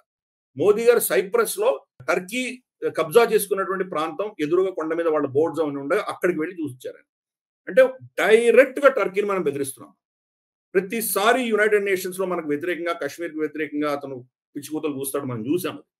ఒక జిహాదీ ఖలీఫత్ స్టార్ట్ చేయడానికి తను ఒక పెద్ద ఖలీఫ్ అని ఇమాజిన్ చేసుకుంటూ అతను చేసే ప్రక్రియలని చూసాం. పాకిస్తాన్ లో బైరాట్కర్ లాంటివి డ్రోన్స్ ఇవ్వడమే కాదు, టర్కీస్ వాళ్ళ ఎక్స్పర్ట్స్ వచ్చి దాన్ని హ్యాండిల్ చేశారు. మన బొంబార్డ్మెంట్ లో టర్కీ సైనికులు చనిపోయారు, టర్కీ ఎక్స్పర్ట్స్ చనిపోయారు. అది వాళ్ళు దాని గురించి నోరు మూసుకొని ఉన్నారు. సో మనము తగినంత బుద్ధి వాళ్ళకి చెప్పాల్సిన ఆవశ్యకత ఉంది కాబట్టి చేస్తున్నాం. మానవతా దృక్పథంలో వాళ్ళకు ఎర్త్క్వేక్ వచ్చినప్పుడు, భూకంపం వచ్చినప్పుడు మనం సాయం చేశాం. వాళ్లకు మన మీద విశ్వాసం లేదు, వాళ్ళకు ఏమన్నా అంతకంటే వాళ్ళ బుద్ధిని మనం ఏం అనలేము. కానీ మన శక్తి ఏంటో ప్రొజెక్ట్ చేస్తున్నాం. అర్మేనియాకి మనం పినాకా మల్టీ బ్యారల్ రాకెట్ ఇస్తున్నాం, మనము వాళ్ళకి ఇతరత్ర అమ్యూనిషన్స్ ఇస్తున్నాము. ఇక్కడ మనం గ్రీస్ ని, సైప్రస్ ని మనం సపోర్ట్ చేస్తున్నాము. సో టర్కీని మొత్తం మనం సరౌండ్ చేస్తున్నాం. టర్కీ ఆపరేషన్ సింధూర్ అప్పుడు కరాచీకి వాళ్ళ షిప్లు పంపించారు. ఇప్పుడు మనం షిప్పులు పంపిస్తున్నాం. ఐఎన్ఎస్ తమాల్, ఐఎన్ఎస్ త్రికుట్ ఇటువంటి పంపిస్తున్నాం. టర్కీ ప్రొటెస్ట్ చేస్తాం, కానీ వాళ్ళు ఏమీ చేయలేరు, ఎందుకంటే దీని శక్తి చాలా ఉంది. గ్రీస్ కి మనం లాంగ్ రేంజ్ మిసైల్స్ ఇస్తున్నాం. సో అందుకని ఇవన్నీ కూడా చూస్తే కనుక మనం భారతదేశంతో మైత్రి, మిత్రత్వం ఉన్నంత వరకు మనం వాళ్ళకి చాలా సాయం చేయగలం. మనతోటి పెట్టుకుంటే మనకు వ్యతిరేకంగా వీళ్ళు ఏమైనా చేస్తే కనుక మన క్షమత ఏంటో, మన శక్తి ఏంటో వాళ్ళ ముందర మనం ప్రదర్శిస్తున్నాము. కాబట్టి మనం చాలా చేయొచ్చు. కాబట్టి మినిస్ట్రీ, ఇంకా డిఫెన్స్ మినిస్ట్రీ పేరు ఉన్నా కానీ కూడా మన ప్రొజెక్షన్, శక్తి ప్రొజెక్షన్ అన్నది మనం చూపించగలుగుతాం. కరెక్ట్. డిఫెన్స్ అనే పేరు ఉండొచ్చు కానీ అఫెన్సివ్ గానే బిహేవ్ చేస్తాం. ఓకే, త్వరలో మార్చాలని మేము కోరుకుంటున్నాము. దాన్ని మినిస్ట్రీ ఆఫ్ నేషనల్ సెక్యూరిటీ అని పెడితే బాగుంటుందని చాలా మనం డిఫెన్స్ రౌండ్ చాలా సార్లు చెప్పాము. బట్ చూద్దాం, ప్రభుత్వం దీన్ని అల్టిమేట్ గా డిఫెన్స్ అన్న పేరు మారుస్తుందని నాకైతే విశ్వాసం ఉంది. సమయం పట్టొచ్చు, బట్ అల్టిమేట్ గా మనం డిఫెన్స్ కాదు, మనం ఒక ప్రపంచంలో పెద్ద శక్తిగా ఎదుగుతున్నాం. కాబట్టి బహుశా మళ్ళీ దాన్ని పునరాలోచించుకోవాల్సిన ఆవశ్యకత తప్పకుండా ఉంది. Right sir. నెక్స్ట్ అంశం, బ్రహ్మోస్ సిరీస్ కి సంబంధించి అనేక విషయాలు మీరు డిఫెన్స్ రౌండప్ లో చెప్తూనే వస్తూ ఉన్నారు. ఇప్పుడు సబ్మెరైన్ కి సంబంధించినటువంటి వేరియంట్ ని, ఇది BrahMos super sonic cruise missile కి సంబంధించినటువంటి ఏర్పాట్లలో నిమగ్నమైనట్టుగా తెలుస్తోంది. మనం అడ్వాన్స్డ్ ప్లాన్స్ చేయబోతున్నాం బ్రహ్మోస్ ఏరోస్పేస్ తో కలిసి, ఇండియన్ నేవీ. అదే విధంగా బ్రహ్మోస్ వేరియంట్ లో ప్రాజెక్ట్ 75I లో భాగంగా సబ్మెరైన్స్ ని డెవలప్ చేసే ఒక ప్రయత్నం మనం చేయబోతున్నాం. ఒకసారి డీటెయిల్ చెప్తారా సార్? బ్రహ్మోస్ వేరియంట్స్, మీరు నాకు తెలిసి ఇప్పటికీ చాలా వేరియంట్స్ గురించి డిస్కస్ చేస్తూనే వస్తున్నాం. బ్రహ్మోస్ లో కొత్త మిజైల్స్ గురించి, కొత్త అంశాల గురించి, air to surface, surface to air అనే రకరకాల విషయాలు చెప్తున్నారు. ఇప్పుడు సబ్మెరైన్స్ గురించిన అంశం వచ్చింది. ఇది ఫస్ట్ ఆఫ్ ఇట్స్ కైండా, లేకపోతే ఇంకా ఆల్రెడీ ఏమైనా డెవలప్ అయిందేనా? డీటెయిల్స్ చెప్తారా? అంటే ఇది మన భారతీయ సైంటిస్టులకు ఇంజన్యూటీ, వాళ్ళ గొప్పతనం అని నేను నిజంగా ఇక్కడ అప్రిషియేట్ చేయాలి. రష్యా మనకి ఇచ్చింది ఏంటంటే యాంటీ షిప్ మిసైల్ ఒకటి ఇచ్చింది. షిప్ ని కొట్టడానికి, వాడడానికి, భూమి నుంచి ఫైర్ చేస్తే షిప్ ని కొట్టేటువంటి మిసైల్ మాత్రమే ఆ టెక్నాలజీ మనకి ఇచ్చారు. దాని నుంచి ఈ అస్త్రాన్ని ఎక్కడ తీసుకువెళ్ళాం మనం? దాన్ని ఇందాక చెప్పినట్టు ఎయిర్ మిసైల్ చేసాం, air to air, air to surface. దాన్ని అలా డిజైన్ చేయగలిగి దాన్ని మార్చగలిగాం.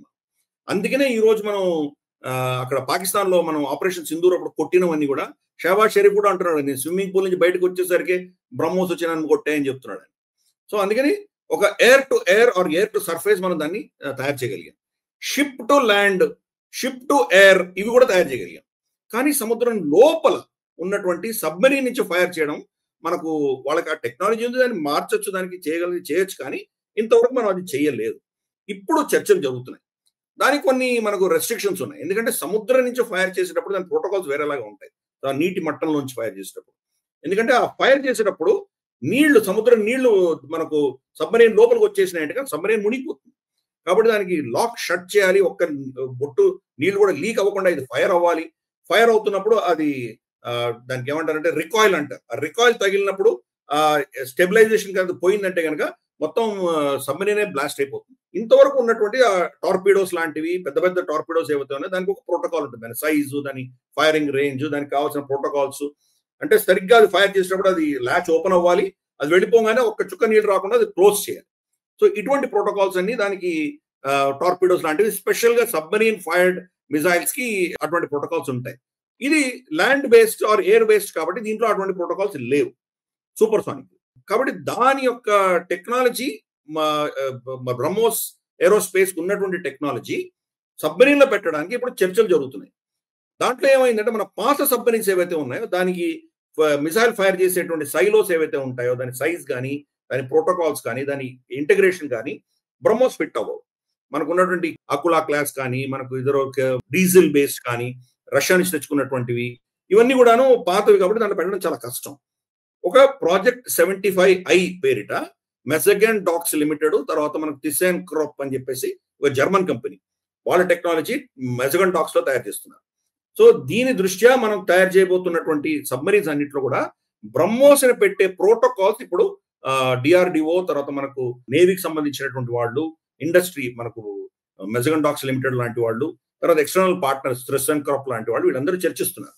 దానిని ఎలా మనం సబ్మరీన్స్ లో ఫిట్ చేయొచ్చు, దాని సైజ్ ఎంత ఉండాలి, దాని ప్రోటోకాల్స్ ఎంత ఉండాలి, అది నీళ్ళలోకి ఫైర్ చేసినప్పుడు అది మళ్ళీ డైరెక్షన్ పర్ఫెక్ట్ గా వెళ్ళేటువంటి నావిగేషన్ ఎలా చేయాలి. దాంట్లో డబుల్ బూస్టర్స్ ఉంటాయి. ఫస్ట్ ఇప్పుడున్న దాంట్లో డబుల్ బూస్టర్స్ ఉన్నాయి, బట్ బహుశా సముద్రం లోపల నుంచి కుడితే కానీ ఇంకో థర్డ్ బూస్టర్ కావాల్సి వస్తుంది. సముద్రం నుంచి వచ్చి పైకి వచ్చేంత వరకు ఉన్నటువంటి ఒక బూస్టర్ వేరే పెట్టాలి. తర్వాత అక్కడి నుంచి మామూలు బ్రహ్మోస్ గా అది ప్రవర్తించాలి. సో ఇవన్నీ కూడాను ఆ టెక్నికల్ ఎక్స్పర్టీస్ బ్రహ్మోస్ లో వాళ్ళకు ఉన్నా కానీ కూడా దాని యొక్క ప్రోటోకాల్స్ ని రాబోయే సబ్మరీన్స్ లో పెట్టే దిశగా చర్చలు జరుగుతున్నాయి. ఇప్పుడు బహుశా 2027-28 అంతా దీని ఫస్ట్ ప్రోటోటైప్ ని టెస్ట్ చేస్తారు. అంటే బహుశా స్టాండ్ అలోన్ టెస్టింగ్స్ జరుగుతూనే ఉంటాయి, కానీ మనకు ఉన్నటువంటి ప్రాజెక్ట్ 75I లో ఉన్నటువంటి సబ్మరీన్స్ లో పెట్టి దాన్ని టెస్ట్ చేయబోతున్నారు. అది కూడా మనకు ఒకసారి సాధించగలిగామంటే ఇంకా మనకు అంటే land, sea, air and under the sea అన్ని 4 డొమైన్స్ లో కూడా మనం కొట్టగలిగినటువంటి సూపర్సానిక్ మిసైల్ మన దగ్గర ఉండబోతుంది. హైపర్సానిక్ మిసైల్ గురించి ఇందాక మాట్లాడాం. Hypersonic missile next generation. ప్రస్తుతానికి ల్యాండ్ ఆర్ షిప్ నుంచి కొట్టగలిగిందే మనం పెడుతున్నాం. హైపర్సానిక్ మిసైల్ ఎయిర్ బేస్డ్ కూడా ఇంకా అంత ఫుల్ గా డెవలప్ అవ్వలేదు, అది కూడా వస్తుంది క్రమేపీ. తర్వాత నెక్స్ట్ సబ్మరీన్ వెళ్తుంది. ఫస్ట్ సూపర్సానిక్ కనీసం సబ్మరీన్ లో మనం సాధించగలిగితే నెక్స్ట్ జనరేషన్ లో బహుశా ఒక 2-3 సంవత్సరాల్లో అది కూడా వస్తుంది. ప్రస్తుతానికి బ్రహ్మోస్ చాలు మనకున్నటువంటి పాకిస్తాన్, చైనా ఈ థ్రెట్ ని మనం నివారించడానికి. ఈ రోజు భారతదేశాన్ని అమ్ముల పొదలో ఉన్నటువంటి ఏ అస్త్రాన్నైనా మనకు చైనా భయపడుతుందంటే బ్రహ్మోస్. మనం బ్రహ్మోస్ మొత్తం LAC దగ్గర అంతా పెట్టాం మనము. కాబట్టి వాళ్ళు నిజంగా బ్రహ్మోస్ అంటే చాలా భయపడతారు, వాళ్ళకి తిరుగు లేదు. అది డెమాన్స్ట్రేట్ కూడా చేశాం. వాళ్ళ HQ-9 లాంటివి ఏవి పనిచేయలేదు, వాళ్ళ రెడార్స్ ఏవి పట్టుకోలేకపోయాయి. వాళ్ళ దగ్గర ఉన్నది S-400 ఉంది, వాళ్ళ దగ్గర రష్యన్ S-400 ఉంది. బట్ S-400 ని మనం ఇంటగ్రేట్ చేయగల కెపాసిటీ మనకే ఉంది, వాళ్ళ దగ్గర లేదు. ప్లస్ కొన్ని సోర్స్ కోడ్స్ అన్ని కూడా రష్యా చైనాకి ఇవ్వలేదు, మనకి ఇచ్చింది. మనం S-500 మనం వాళ్ళతో చర్చిస్తున్నాం. కాబట్టి మన దగ్గర ఉన్నటువంటి కెపాసిటీ చైనా దగ్గర లేదు. అందుకని ఇది సబ్మరీన్ లాంచ్డ్ బ్రహ్మోస్ కనుక వచ్చిందంటే కనుక ఇంకా దట్ ఈస్ అల్టిమేట్. ఇంకా అప్పుడు we will have a much superiority. అంటే ఈ ప్రాంతం అంతా కూడాను మనకున్నటువంటి ఒక అడ్వాంటేజ్ ఏదైతే ఉంటుందో వాళ్ళు నింపాలంటే చాలా కాలం పడుతుంది వాళ్ళకి. చైనీస్ క్వాలిటీ అంటే మనం చూసాం మనం. కాబట్టి we don't need to worry. ఇది నా అంచనా ప్రకారం బహుశా ఒక 2-3 సంవత్సరాల లోపల ఇది ఆపరేషనలైజ్ అయిపోతుంది. అంటే దాని టెస్టింగ్, దాని ప్రొడక్షన్ ఇవన్నీ ఆపరేషనలైజ్ కూడా ఒక 2 నుంచి 3 సంవత్సరాల్లో బ్రహ్మోస్ సబ్మెరీన్ వర్షన్ కూడా వచ్చేస్తుంది. సరే, ఇక మీరు ప్రాజెక్ట్ 75I గురించి ఇప్పటిదాకా చెప్పారు. ప్రాజెక్ట్ 77 గురించి కూడా మనం మాట్లాడాలి. $14 బిలియన్ ప్రాజెక్ట్ 77. ఇది ఇందులో నాకు నిజంగా చాలా ఆశ్చర్యంగా అనిపిస్తోంది. భారతదేశము అభివృద్ధి చెందుతుంది అని మాట్లాడుతున్నారు కానీ ఆల్రెడీ అభివృద్ధి చెందిన దేశాల జాబితాలోకి మనం ఇంకా వచ్చేసినామేమో అనిపిస్తుంది. జనరల్ గా చెప్పాలంటే కొన్ని వార్ స్ట్రాటజీస్ కి సంబంధించి వీటి గురించి చూస్తే కూడా సార్ నిజంగా నేను యాజ్ ఎ జర్నలిస్ట్ నేను ఎప్పుడు మాట్లాడుతూ ఉంటాను, correct me if I'm wrong. Literal గా మాడితే నరేంద్ర మోదీ ప్రభుత్వం చేస్తున్నటువంటి అచీవ్మెంట్స్, వాళ్ళు చూపిస్తున్నటువంటి క్షమత, విజన్, ఇవన్నింటినీ చూస్తే జర్నలిస్ట్ కావడం వల్ల ఇంకెక్కువ చెప్పలేకపోతున్నాడేమో.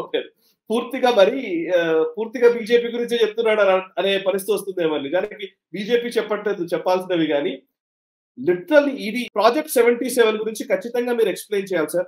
Nuclear powered attack submarines fleet 6 of nuclear powered attack submarines fleet రాబోతోంది అనేది $14 బిలియన్ ప్రాజెక్ట్. ఒకసారి డీటెయిల్స్ చెప్తారా? అసలు మొత్తం ఇండియన్ ఓషన్ మొత్తాన్ని మనం ఇప్పుడు మన హస్తాల్లోకి మనం డామినేట్ చేయబోతున్నాం, రైట్? ఇది వస్తే కనుక తప్పకుండా. అఫ్ కోర్స్ నంబర్ గేమ్ లో చూస్తే చైనా మనకంటే ఎక్కువ ఉన్నాయి. వాళ్ళ దగ్గర న్యూక్లియర్ పవర్డ్ సబ్మెరీన్స్ చాలా ఉన్నాయి. కానీ వాళ్ళ టెక్నాలజీ మాస్టర్ చేయలేకపోయారు. వాళ్ళు అక్కడి నుంచి ఇండియన్ ఓషన్ రావాలంటే చాలా కష్టాలు ఉన్నాయి. చైనా మలక్కా డైలమా ఉంది వాళ్ళకి. మలక్కా స్టేటింగ్ చూస్తే కనుక ఎన్నో దేశాలు పసిగడతాయి. అక్కడి నుంచి సముద్రం గుండా కింద సబ్మెరీన్ వచ్చినా కానీ కూడా ఇండియన్ ఓషన్ ఎంటర్ అవ్వగానే మనం వాళ్ళని పసిగడతాం. తర్వాత ఇంతకంటే కింద దక్షిణంలో వెళ్ళి రావంటే సుండా స్ట్రేట్ ఉంది. సుండా స్ట్రేట్ కంప్లీట్ గా ఇండోనేషియా అధీనంలో ఉంది. కాబట్టి ఇండోనేషియాకి తెలియకుండా వాళ్ళు రాలేరు. మనకి ఇండోనేషియా తోటి అగ్రిమెంట్ ఉంది. మనం స్ట్రింగ్ ఆఫ్ పర్ల్స్ చైనా చేస్తుంది గురించి చాలా మాట్లాడతాం కానీ గోదర్ పోర్టు, తర్వాత మనకు అంబన్ తోట, ఇటువంటివన్నీ మాట్లాడతాం కానీ భారతదేశం కూడా ఒక స్ట్రింగ్ ఆఫ్ పర్ల్స్ చేస్తుంది. దాని గురించి మనం మాట్లాడడం. అండమాన్ నికోబార్ ఐలాండ్స్ లో అన్నిటికంటే సదర్న్ మోస్ట్ టిప్ లో ఉన్నటువంటి ఇందిరా పాయింట్ కి 100 నాటికల్ మైల్స్ దూరంలో ఉన్నటువంటి సచే ప్రావిన్స్ లో సబాంగ్ పోర్ట్ ఏదైతే అది కూడా మనకు లీజ్ మీద ఇచ్చారు వాళ్ళు.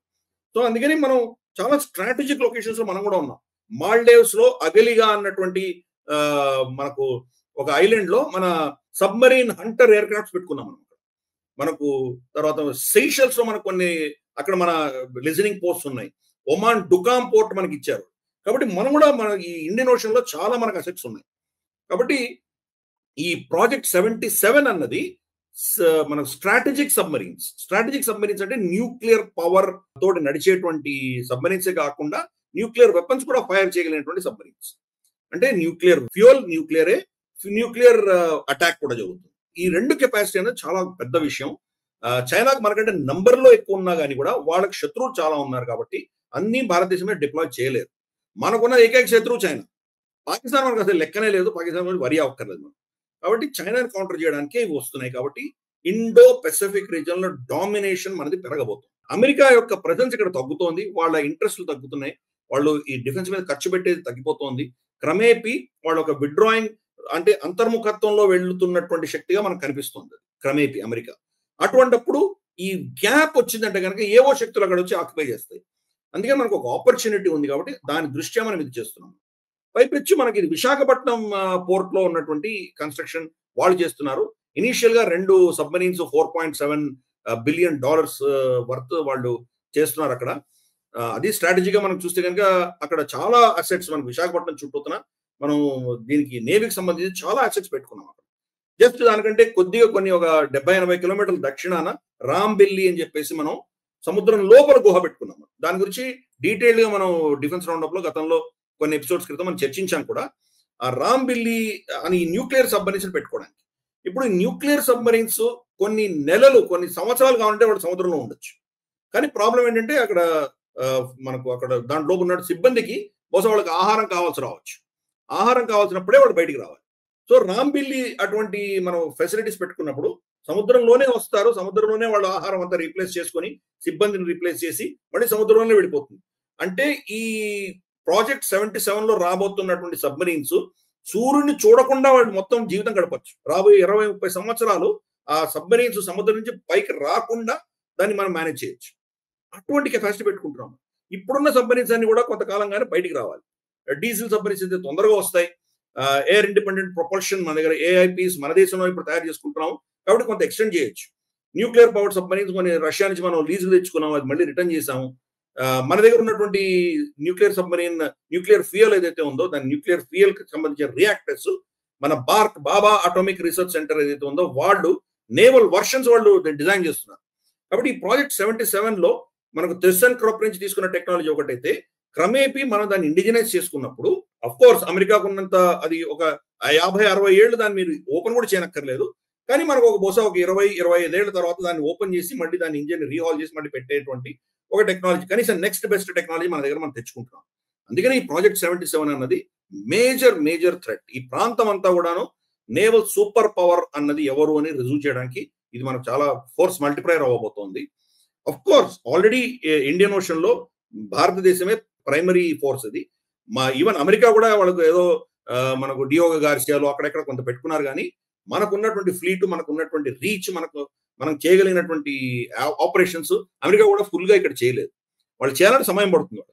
కాబట్టి దానిని మల్టిప్లై చేసేటువంటి శక్తి ఈ ప్రాజెక్ట్ 77 లో ఉండబోతోంది.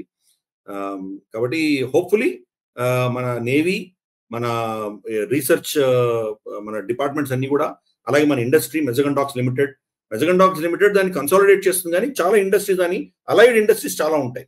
మనకు ఎకో సిస్టమ్ ఉంటుంది. ఆ ఎకో సిస్టమ్ డెవలప్ అవుతుంది మనకి. అది చాలా పెద్ద విషయం. ఆత్మ నిర్భరత పెంచుకునే దిశగా మనం చేస్తున్నాం. మోదీ గారు అయిన విక్రాంత్ మీద కూడా కూర్చొని ఆత్మ నిర్భరత గురించి మాట్లాడారు. ఆయన చిన్న స్టేట్మెంట్ ఇచ్చారు కానీ దాని వెనకాల ఇవన్నీ ఉన్నాయి. So project 77 is a major force multiplier మన నేవీకి. Perfect sir. ఈ వారం మన డిఫెన్స్ రౌండ్ అప్ లో బ్రేవ్ హార్ట్ సెగ్మెంట్ లో గ్రూప్ కెప్టెన్ రంజిత్ సింగ్ సిద్ధు, ఈయన మొన్న జరిగినటువంటి ఆపరేషన్ సింధూర్ లో పాకిస్తాన్ లో ఉన్నటువంటి ఉగ్ర స్థావరాల పైన రఫేల్ జెట్స్ లో వెళ్లి ఆయన టీం కలిసి వెళ్లి చాలా మంది టెర్రరిస్టులను మట్టు పెట్టారు. అందులో ఒక అద్భుతమైనటువంటి ఆయన వీర గాథలు అందులో ఉన్నాయి. ఆయన కి వీర్ చక్ర అవార్డుతో సన్మానించారు. సో ఒకసారి group captain Ranjit Singh Sidhu Indian air force కి సంబంధించినటువంటి ఫైటర్ జెట్ పైలట్ వివరాలు తెలియజేస్తారా? ఆయన శౌర్య పరాక్రమాల గురించి మన ప్రేక్షకులకు చెప్పండి సార్. అఫ్ కోర్స్ మనం ప్రతిసారి ఆల్మోస్ట్ 99% మనం బ్రేవ్ హార్ట్స్ గురించి చర్చించేటప్పుడు బలిదానం ఇచ్చినట్టు ఒక వీరుడు గురించి చర్చిస్తాం. కానీ ఈసారి మనం ఒక మహావీరుని మనం ఇప్పుడు ఇంకా సర్వీసెస్ లో ఉన్నటువంటి వ్యక్తిని మనం ఈరోజు పరిచయం చేసే ప్రయత్నం చేస్తున్నాం. అంటే మనం ఆర్మీలో జనరల్ గా జమ్మూ కాశ్మీర్ లోనో ఇన్సర్జెన్సీకి సంబంధించిన వాటిలోనో చనిపోయినటువంటి వాళ్ళ గురించి ఎక్కువ కవర్ చేసాం మనం, లేదా మన యుద్ధాల్లో కవర్ చేసాం. ఎస్పెషల్లీ మనకు 1971, 65, 47 యుద్ధాలు, చైనాతో యుద్ధాలు, ఇటువంటి వాళ్ళని కవర్ చేసాం. కానీ ఒక ఆపరేషన్ 3-4 రోజుల్లో జరిగినటువంటి ఆపరేషన్ సింధూర్ లో అద్భుతమైనటువంటి పాత్ర పోషించినటువంటి గ్రూప్ కెప్టెన్ రంజిత్ సింగ్ సిద్ధు గారిని మనం ఈరోజు పరిచయం చేసే ప్రయత్నం చేద్దాం. ఈయన 2004 డిసెంబర్ 18న ఇండియన్ ఎయిర్ ఫోర్స్ లో ఆయన కమిషన్ ఆఫీసర్ గా ఆయన చేరారు. దాంట్లో అంటే ఇప్పటికీ రమారమి 21 సంవత్సరాల అనుభవం ఉన్నటువంటి వ్యక్తి. ఈయన స్పెషాలిటీ ఏంటంటే 2020లో మనం రఫైల్ ఏదైతే మనం కొన్నామో ఫ్రాన్స్ నుంచి, అక్కడి నుంచి 7,000 కిలోమీటర్లు ఈయన స్క్వాడ్రన్ ని తీసుకురాగలిగారు. ఆయన టీం అందరూ కూడా. అంటే రఫైల్ యొక్క మొత్తం దాన్ని ఎలా మెనూర్ చేయాలి, దాన్ని ఎలా హ్యాండిల్ చేయాలి, దానిలో ఉన్నటువంటి లోతుపాతలు ఏంటి, ఇబ్బందులు ఏంటి, దానికి ఉన్నటువంటి క్షమత ఏంటి, క్షుణ్ణంగా తెలిసినటువంటి వ్యక్తి. అటువంటి వ్యక్తి క్వార్టర్ నంబర్ 17 అని చెప్పేసి గోల్డెన్ యారోస్ అని పిలుస్తారు, దానికి ఈయనని అజైన్ చేశారు. సో మనకు మే 6th, 7th రాత్రి మనం ఏవైతే కొట్టొచ్చామో వాళ్ళ టెర్రరిస్ట్ క్యాంప్స్, 11 టెర్రరిస్ట్ క్యాంప్ ఏవైతే కొట్టామో ఆ ఆపరేషన్ లో ఈయన పార్టిసిపేట్ చేశారు. ఈయన పార్టిసిపేట్ చేసినటువంటి ఆ ఆపరేషన్స్ లో జైషే మహమ్మద్, లష్కరే తోయిబా, వీళ్ళ మురీడ్కి, మనకు తర్వాత ఆ ప్రాంతాల్లో అంతా కూడా పంజాబ్ లో మనం వెళ్ళి కొట్టి వచ్చినటువంటి ఆ ఆపరేషన్స్ లో ఈయన కీలక పాత్ర పోషించారు. పాకిస్తాన్ పదే మేము రఫైల్ కొట్టామని చెప్తున్నారు కదా, దానికి సమాధానమే ఇది ప్రభుత్వం ఇస్తుంది. ఈయనకు వీర్ చక్ర ఇవ్వడంలో ఉద్దేశం ఏంటంటే రఫైల్ ఎంత అద్భుతంగా మేము వాడాము, మిమ్మల్ని ఎలా కొట్టాము అని చెప్పడానికి మనం చేస్తున్నాం. ఆఫ్ కోర్స్ ఆయన హీ రిచ్లీ డిజర్వ్స్ ఇట్. చాలా అద్భుతంగా ఆయన టీం చేశారు. కాబట్టి ఈ రోజు మనం ఆపరేషన్ సింధూర్ లో చావ చితకబాద్ వచ్చాం వాళ్ళని. అంటే వాళ్ళ నడి గర్భంలో వెళ్ళి మనం కొట్టొచ్చాం ఈ లష్కరే తోయిబా, జైషే మహమ్మద్ వీళ్ళ స్థావరాలు. దాంట్లో ఈయన పార్టిసిపేట్ చేశారు. కాబట్టి మనకు రాబోయే రోజుల్లో బహుశా ఇంకా మనకు రఫైల్ స్క్వాడ్రన్స్ పెరిగేటువంటి అవకాశాలు ఉన్నాయి. కాబట్టి ఇంతటి అనుభవం ఉన్నటువంటి వ్యక్తి, ఆపరేషన్ సింధూర్ లో అంతటి కీలక పాత్ర పోషించినటువంటి వ్యక్తిని మనం అందరం కూడా సపోర్ట్ చేసుకున్నాము. భగవంతుడు ఆయనకు ఆయురారోగ్యాలు ఇచ్చి రాబోయే ఆపరేషన్ సింధూర్ 2, 3 ఇంకెన్ని వర్షన్స్ తెలీదు. అన్నిట్లో కూడాను ఆయన ఒక మనకు శక్తిగా నిలబడి మన శత్రువుని ఇలాగే వాళ్ళ బత్తర్ హూరే అంటామా, వాళ్ళ ఎక్కడికి వెళ్ళాలో అక్కడికి పంపించేటువంటి కార్యక్రమం ఇంకా అద్భుతంగా చేస్తారని ఆయనని మనం అభినందిద్దాము. ఆయనకు అటువంటి క్షమతనిచ్చినటువంటి మన ఫోర్సెస్, మన ఇతరత్ర మన ట్రైనింగ్ ఇన్స్టిట్యూషన్స్ వీళ్ళందరినీ కూడా మనం అభినందిద్దాము. కాబట్టి ఆయన మనకు చాలా ఆదర్శ పురుషుడుగా ఉన్నాడు. కాబట్టి ఆయన చేసినటువంటి ఈ చర్యలను చూసి రాబోయే తరం ఇన్స్పిరేషన్ తీసుకుని మన ఫోర్సెస్ తో చేరి ఇటువంటి దేశ సేవ చేస్తారని మనం అందరూ కూడా కోరుకుందాం. Yes sir.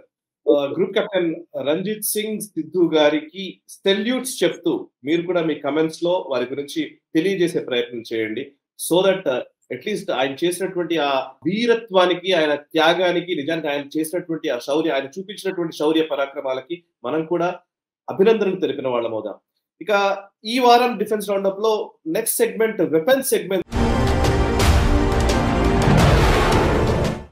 సెగ్మెంట్ లో మనం ఇవాళ మిలిటరీ కంబాట్ పారాషూట్ సిస్టమ్, ఈ మధ్య కాలంలోనే డిఆర్డిఓ డెవలప్ చేసినటువంటి ఈ పారాషూట్ సిస్టమ్ రీసెంట్ గా విజయవంతంగా పరీక్షించడం జరిగింది. 25,000 ఫీట్ల హైట్ లో నుంచి పారాషూట్ సిస్టమ్ ని ఉపయోగించేటువంటి దాన్ని మనం తయారు చేశామని తెలుస్తోంది. సో ఇంతకు ముందంతా కూడా మనం విదేశాలపైన డిపెండ్ అయ్యే వాళ్ళము. ఇప్పుడు ఇది ఆత్మనిర్భరత ఇందులో కూడా వచ్చిందని తెలుస్తోంది. ఒకసారి ఈ సిస్టమ్ గురించిన వివరాలు తెలియజేస్తారా? అంటే మనం నిజంగా బాధపడాలో సంతోషించాలో అర్థం కానిటువంటి విషయం. అంటే మన దేశానికి స్వతంత్రం వచ్చి 80 సంవత్సరాలు అయిన తర్వాత మొట్టమొదటిసారి 25,000 అడుగుల కంటే పైన పని చేయగలిగినటువంటి పారాచూట్లు మనం తయారు చేసుకుంటున్నాం. సో సంతోషించదగినటువంటి విషయమే. కానీ 87 మనం ఏం చేసామని ప్రశ్నించుకుంటే మన సమాధానం లేదు. సో అంటే 32,000 ఫీట్లో వాళ్ళు టెస్ట్ చేశారు. అంటే ఎనీథింగ్ అబౌట్ 25,000 మన దగ్గర క్షమతనే లేదు. అంటే ఆ హైట్ నుంచి దుంకితే కనుక మన పారాచూట్ చిరిగిపోవడం, దాన్ని పని చేయకపోవడం ఇటువంటివన్నీ ఉండేవి. అటువంటిది 32,000 feet normal commercial air crafts, మనం వెళ్ళేటువంటి ఎయిర్ క్రాఫ్ట్స్ ఏవైతే ఉంటాయో, మన సివిలియన్ ఎయిర్ క్రాఫ్ట్స్ ఏవైతే ఉంటాయో అవి కూడా అదే రేంజ్ లో వెళ్తాయి. 32,000, 35,000 ఫీట్ మధ్యలో ఎగురుతాయి. అక్కడి నుంచి వాళ్ళు జంప్ చేసి పర్ఫెక్ట్ ల్యాండింగ్. జంప్ చేయడం చాలా సునాయాసం, ఏముంది అది. ఈవెన్ మనకు కూడా, మన సివిలియన్స్ కూడా మనకు దాంట్లో చెప్తారు కదా, ఒకవేళ ఏదైనా ఎవాక్యుయేట్ వస్తే కనుక మీరు పారాచూట్ వేసుకుని దుంకండి అని చెప్తుంటారు. మనం దుంకిన తర్వాత ఏమవుతుందో మనకు తెలియదు. కానీ దాని పిన్ పాయింట్ ప్రెసిషన్ తోటి ఎక్కడ ల్యాండ్ అవ్వాలో అక్కడ ల్యాండ్ అవ్వాలి. ఎందుకంటే ఇవన్నీ కూడా ఎటువంటి ప్రాంతాలంటే మనం పారా డ్రాపింగ్ చేస్తాం, మనం కంటెస్టెడ్ ఎయిర్ స్పేసెస్కి వెళ్తాం, మన శత్రువు వెనకాల బిహైండ్ ద ఎనిమీ లైన్స్ అంటాం, అక్కడ వెళ్ళి వాళ్ళని రెండు సైడ్ నుంచి వాళ్ళని అటాక్ చేసే ప్రయత్నం చేయడానికి మనం ఎయిర్ డ్రాపింగ్ చేయొచ్చు. కాబట్టి పిన్ పాయింట్ ప్రెసిషన్ లో వెళ్ళాలి. పొరపాటున అటో ఇటో వెళ్ళామంటే నీళ్లలో పడ్డమో, చెట్ల మీద పడ్డమో, లేకపోతే ఇంకెక్కడో వాళ్ళ స్థావరాల మధ్యలో వెళ్ళి పడితే వాళ్ళు పట్టుకొని వాళ్ళు చిత్రహింసలు చంపొచ్చు. ఇటువంటి ప్రమాదాలు ఉంటాయి. కాబట్టి అంత పిన్ పాయింట్ ప్రెసిషన్ తోటి ఏమీ ఇబ్బంది లేకుండా డ్రాప్ చేస్తే కనుక పడగలిగినటువంటి క్షమత ఈ పారాచూట్ కి మనం తెచ్చుకున్నాం. మొట్టమొదటిది ఈరోజు టెస్ట్ అయింది అది. దాన్ని ఈవెన్ రాజ్నాథ్ సింగ్ గారు కూడా దాన్ని అభినందన తెలిపారు వాళ్ళందరికీ కూడాను. ఆ కెపాసిటీ మనం పెట్టుకున్నాం. ఒకటి అఫ్ కోర్స్ ఆత్మనిర్భరత, మన దేశంలో తయారు చేసుకున్న క్షమత. రెండు చాలా కీలకమైందంటే దీనిలో నావిగేషన్ మన శాటిలైట్ నావిక్ లో పెట్టుకున్నాం. నావిగేషన్ ఎందుకు అవసరము? ఎందుకంటే ఏ పాయింట్ లో మనం వెళ్ళాలో ఆ పాయింట్ దగ్గరికి మనం మెనూవర్ చేసుకోవాలి. మెనూవర్ చేసి పర్ఫెక్ట్ గా ల్యాండ్ అవ్వాలి. దానికి గతంలో జీపీఎస్ వీటిని వాడుకునేవాళ్ళు. వాళ్ళు ఇచ్చేటువంటి టెక్నాలజీలో, వాళ్ళు ఇచ్చే పారాచూట్స్ అవే టెక్నాలజీస్ ఉంటాయి. మన టెక్నాలజీ, మన నావిగేషన్, మన శాటిలైట్స్ ఆధారంగా మెనూవర్ చేసి మనం వెళ్ళగలిగినటువంటి కెపాసిటీ ఈ పారాచూట్స్ లో పెట్టారు. పారాచూట్ ని మనం వెపన్ సెగ్మెంట్ లో ఎందుకు పెడుతున్నాం? ఎందుకంటే అది ఒక వెపన్. మన ఫోర్స్ ని ప్రొజెక్ట్ చేయడానికి, వాళ్ళని ఎయిర్ డ్రాప్ చేయడానికి, వాళ్ళని ఆపరేషన్స్ లో ఇన్వాల్వ్ చేయడానికి ఉండేటువంటి ఒక పరికరం. అందుకని నేను వెపన్ సెగ్మెంట్ లో పెట్టుకున్నాము. చాలా గ్రేట్ సక్సెస్ మన దేశానికి. చిన్న చిన్న అంశాలు, మనం అసలు డిఫెన్స్ రౌండ్ అప్ మనది ఎపిసోడ్స్ అన్ని చూస్తే కనుక ఇటువంటి ఎన్నో అంశాలు మనం దాన్ని తీసుకొస్తున్నాం బయటికి. మనకు ఇంతవరకు మనం దాని గురించి బ్రహ్మోస్ గురించో, ఎస్పెషలీ మనకు ఆకాష్ గురించి, ఆపరేషన్ సింధూర్ తర్వాత అందరూ తెలుసుకున్నారు. టీవీ డిబేట్స్ ఆకాష్ అని చాలా చెప్పారు. మనం డిఫెన్స్ రౌండ్ ఎప్పుడో మాట్లాడాం దాని గురించి. కాబట్టి ఇవి మన దేశంలో ఉన్నటువంటి ఈ ఆత్మనిర్భరత పెంచే దిశగా మనం చేస్తున్నటువంటి చిన్న చిన్న కీలకమైన అంశాలు కూడా మనం ప్రేక్షకుల ముందు తీసుకొచ్చే ప్రయత్నం మనం చేస్తున్నాము. ఈ యొక్క పారాచూట్ అన్నది చాలా అద్భుతమైనటువంటి మన ఆవిష్కరణ. We should all be very proud of it. And మన సైంటిస్ట్ అని, మన దానికి సంబంధించినటువంటి సిబ్బంది అందరూ కూడా మనం అభినందన తెలుపుతాం. Yes sir. ఇక ఈ వారం డిఫెన్స్ రౌండ్ అప్ లో కంపెనీ సెగ్మెంట్ లోకి వెళ్తాం సార్. వార్షిప్ డిజైన్ బ్యూరో అనే కంపెనీ WDB అనే ఆర్గనైజేషన్ నిజానికి అద్భుతాలు చేస్తోంది వార్షిప్స్ తయారు చేయడంలో. మనం ఇందాక కూడా వార్షిప్స్ గురించి మాట్లాడుతున్నాం, టర్కీకి చేరుకున్న వార్షిప్స్ గురించి మాట్లాడుతున్నాం. ఈ వారం అంతా కూడా ఎక్కువ ఇండియన్ నేవీకి సంబంధించినటువంటి డెవలప్మెంట్సే మనం డిస్కస్ చేస్తూ ఉన్నాం. మోదీ గారు INS విక్రాంత్ కి వెళ్ళిన ఈ శుభ ముహూర్తాన్ని బేస్ చేసుకున్నాం మరేమో, కానీ ఈ వారం అట్లా యాదృచ్ఛికంగా కాకతాళీయంగానో జరుగుతున్నది. ఇండియన్ నేవీ గురించి మాట్లాడుతున్నాం కాబట్టి వార్షిప్ డిజైన్ బ్యూరోకి సంబంధించిన డీటెయిల్స్ ఏంటి సార్? అంటే మనకు మన దేశంలో యుద్ధ పటిమ మనకు కావాలంటే మన దేశంలోనే డిజైన్ చేసుకునేటువంటి క్షమత మనకు ఉండాలి. ఫస్ట్ ఎవరో ఇచ్చిన డిజైన్ ఎవరితోనో కొలాబరేట్ చేసుకుని గతంలో చేసేవాళ్ళం. మన దేశంలో మనం డిజైన్ చేయగలిగినటువంటి కెపాసిటీ మనకు లేదు. వార్షిప్ డిజైన్ బ్యూరో ఏదైతే ఉందో వాళ్ళే ఏకైక ఒక సంస్థ దీని గురించి చేయగలిగిన క్షమత ఉన్నటువంటి సంస్థ. అందుకనే మనకు INS తమాల్ రష్యా నుంచి తెచ్చుకున్న తర్వాత మనం క్లియర్ గా అనౌన్స్ చేశాం, ఇంకా ముందు మనమే తయారు చేసుకోబోతున్నాము, ఎవరి మీద ఆధారపడి ఉండము అంటున్నాం. అఫ్ కోర్స్ ఇంకొక దశకం పట్టొచ్చు, మనకు కొన్ని కొలాబరేషన్స్ తప్పవు. దాంట్లో ఇంజన్ టెక్నాలజీ మన దగ్గర లేదు, తర్వాత దానికి న్యూక్లియర్ ఫ్యూయల్ సంబంధించిన టెక్నాలజీ మన దగ్గర లేవు. కొన్ని మనకు షార్ట్ కమింగ్స్ ఉన్నాయి. మనకు మిశ్ర ధాతు నిగం మిధాని, హైదరాబాద్ లో ఉన్నటువంటి మిధాని కొన్ని అలాయిస్ వాటి మీద కూడా రీసెర్చ్ చేస్తున్నారు వాళ్ళు. స్టెల్త్ దానికి సంబంధించింది, పెయింట్ కి సంబంధించి చాలా రీసెర్చ్ జరుగుతోంది. కానీ దాని డిజైనింగ్ అన్నది మన దేశంలో అన్ఫార్చునేట్ గా అక్కడి నుంచి ఒక కాపీ తీసుకొని వాళ్ళ లైసెన్స్ తీసుకొని మనం చేసేవాళ్ళం, కానీ మన దేశంలో మన గతంలో ఉండేవి కావు. అది ఈ వార్షిప్ డిజైన్ బ్యూరో అది ఆ పని చేస్తుంది. వాళ్ళకు ఇప్పుడు వాళ్ళకు ఉన్నటువంటి చరిత్ర చూస్తే రమారమి 20 టైప్స్ 20 వెరైటీస్ షిప్లను వాళ్ళు డిజైన్ చేయగలిగారు. కార్వెట్స్ కావచ్చు, అటాక్ షిప్స్ కావచ్చు, మనకు తర్వాత మనకు even air craft carrier INS Cochin తోటి INS విక్రాంత్ డిజైన్ లో కూడా వీళ్ళు పార్టిసిపేట్ చేశారు. మనకు కార్వెట్స్, ఫ్రిగేట్స్, డిస్ట్రాయర్స్ ఇటువంటి చాలా డిజైన్ చేశారు వీళ్ళు. 100 పైబడి ఈరోజు షిప్లు వాళ్ళు డిజైన్ చేయగలిగారు. దాంట్లో 100th వీళ్ళు డిజైన్ చేసినటువంటి షిప్ ఏంటంటే INS ఉదయగిరి. మోదీ ప్రభుత్వం వచ్చిన తర్వాత వీళ్ళందరికీ కూడాను సోకాల్డ్ గవర్నమెంట్ అధీనంలో ఉన్నటువంటి సంస్థలు, గవర్నమెంట్ రీసెర్చ్ వింగ్స్ వీళ్ళందరికీ కూడా టార్గెట్స్ ఇచ్చారు. ఆత్మ నిర్భరత పెంచే దిశగా టార్గెట్స్ ఇచ్చారు. సో అందుకని ఈ రోజు అంత కాన్ఫిడెంట్ గా INS తమాల్ తర్వాత మన దేశంలోనే మనం షిప్లు తయారు చేసుకుంటాం అనడానికి కాన్ఫిడెన్స్ ఎక్కడి నుంచి వచ్చిందంటే కనుక ఈ WDB లాంటి ప్రభుత్వ రంగ సంస్థలకి చాలా టార్గెట్స్ పెట్టి వాళ్ళని గతంలో ఉన్నటువంటి ఆ లెథార్జీ, ఆ సోమరితనం నుంచి బయటకు తీసుకొచ్చి వాళ్ళతోటి అద్భుతాలు చేస్తున్నారు మోదీ గారు. అఫ్ కోర్స్ మనకు వీక్నెస్ ఉన్నాయి, వీక్నెస్ గురించి మనం ప్రతిసారి చర్చిస్తున్నాం. ఏదో బీజేపీ పక్షానే మాట్లాడుతున్నాం అని అనడం చాలా తప్పది. మనకు పార్టీతో సంబంధం లేదు. మనకు ఉన్నటువంటి వీక్నెస్ చెప్తున్నాం. మనకు ఎయిర్ క్రాఫ్ట్ లో ఉన్నటువంటి ఈ వీక్నెస్లు, మనకు కావేరీ ఎందుకు మనం ఇంకా కష్టపడుతున్నాము, జనరల్ ఎలక్ట్రిక్ మనం ఎలా సతాయిస్తోంది, దీని గురించి మనం సుదీర్ఘంగా మన డిఫెన్స్ రౌండ్ లో చర్చించాం. కానీ మన సక్సెస్ కూడా మనం మాట్లాడాలి. కాబట్టి ఈ సంస్థ వాళ్ళకి టార్గెట్స్ ఏమి ఇచ్చారంటే క్రమేపీ మన ఇండిజినైజేషన్ పెంచాలి. షిప్ లో డిజైన్ చేసి దాంట్లో ఉన్న కాంపోనెంట్స్ ఎంత వీలైతే అంత మన దేశంలో తయారయ్యే దిశగా వీళ్ళకు టార్గెట్స్ ఇచ్చారు. ఇప్పుడు రమారమి వస్తున్న షిప్లన్నీ కూడా 75 నుంచి 80% మన దేశంలో తయారయ్యేటువంటి కాంపోనెంట్స్ తో, ఇండిజినైజేషన్ కాంపోనెంట్స్ తోనే ఉంటున్నాయి. అఫ్ కోర్స్ దాని క్రెడిట్ వీళ్ళకే వెళ్తుంది. మనకు WDB కావచ్చు, లేదా మనకు DRDOకి సంబంధించినటువంటి కొన్ని సంస్థలు కావచ్చు, లేదా మన మ్యానుఫ్యాక్చరింగ్ కంపెనీలు GTRE కోల్కతాలో ఉన్నది కావచ్చు, మెజగండాక్స్ లిమిటెడ్ కావచ్చు, కొచ్చిన్ షిప్ యార్డ్ కావచ్చు, లేదా విశాఖపట్నంలో ఉన్నటువంటి యార్డ్స్ కావచ్చు, వీళ్ళందరితోటి కూడా అనుసంధానం చేసి ప్లస్ వెనకాల ఎకో సిస్టమ్ ఉంటుంది కదా, ఆ కాంపోనెంట్స్ తయారు చేసేటువంటి వాళ్ళ దగ్గర వాళ్ళతో కొలాబరేషన్ చేసి ఈ డిజైన్స్ వాళ్ళకి ఇచ్చి వాళ్ళని టెస్ట్ చేయమని చెప్పి ఈ ఎకో సిస్టమ్ తయారు చేయడంలో కీలక పాత్ర పోషిస్తుంది WDB. దీని గురించి చాలా మంది వినుండ కూడా పోయి ఉండొచ్చు, కానీ అంత వార్షిప్ డిజైనింగ్ బ్యూరో ఎంత కీలక పాత్ర పోషిస్తుందో మనం అర్థం చేసుకోవచ్చు. ఈరోజు మొత్తం నేవీ గురించి మనం డిస్కస్ చేశాం కాబట్టి ఈరోజు భారత నావికా శక్తి ఇంత పెరుగుతోంది అంటే దాని వెనకాల ఉన్నటువంటి వాళ్ళని కూడా మనం ప్రజల ముందు తీసుకురావాలి. కాబట్టి ఆ ప్రయత్నం మనం చేశాము.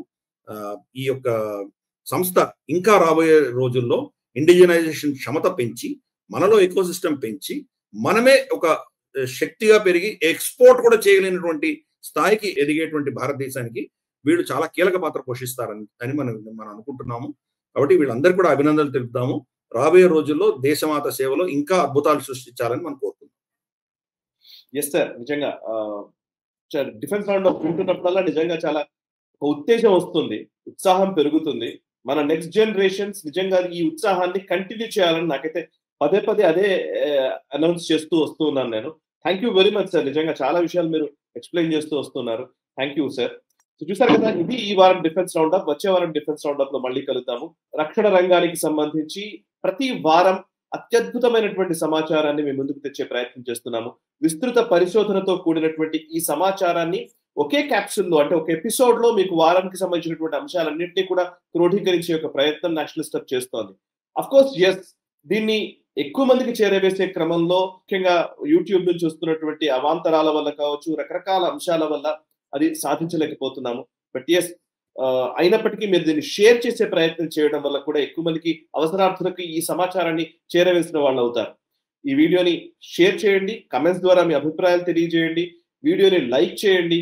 అంతేకాదు మనసా వాచా కర్మణ దేశ హితం కోసం పరితపిస్తున్న నేషనల్ స్టెప్ ఛానల్స్ ని సబ్స్క్రైబ్ చేసుకోండి. ఆల్రెడీ సబ్స్క్రైబ్ చేసుకున్నట్లయితే పెయిడ్ సబ్స్క్రైబర్ గా మారి మా ప్రయత్నాన్ని ఆశీర్వదించండి, ఆదరించండి అండ్ సపోర్ట్ చేయండి. నమస్తే. ఈ వీడియో మీకు నచ్చినట్టయితే లైక్ చేయండి, 10 మందికి షేర్ చేయండి. అలాగే కామెంట్ల రూపంలో మీ అభిప్రాయాలను మాతో పంచుకోండి. Nationalist hub group of channels ను సబ్స్క్రైబ్ చేసుకుని తెలుగునాట జాతీయవాద జర్నలిజాన్ని ప్రోత్సహించండి. ఈ వీడియో కింద ఉన్న బెల్ ఐకాన్ పై క్లిక్ చేయడం మర్చిపోవద్దు.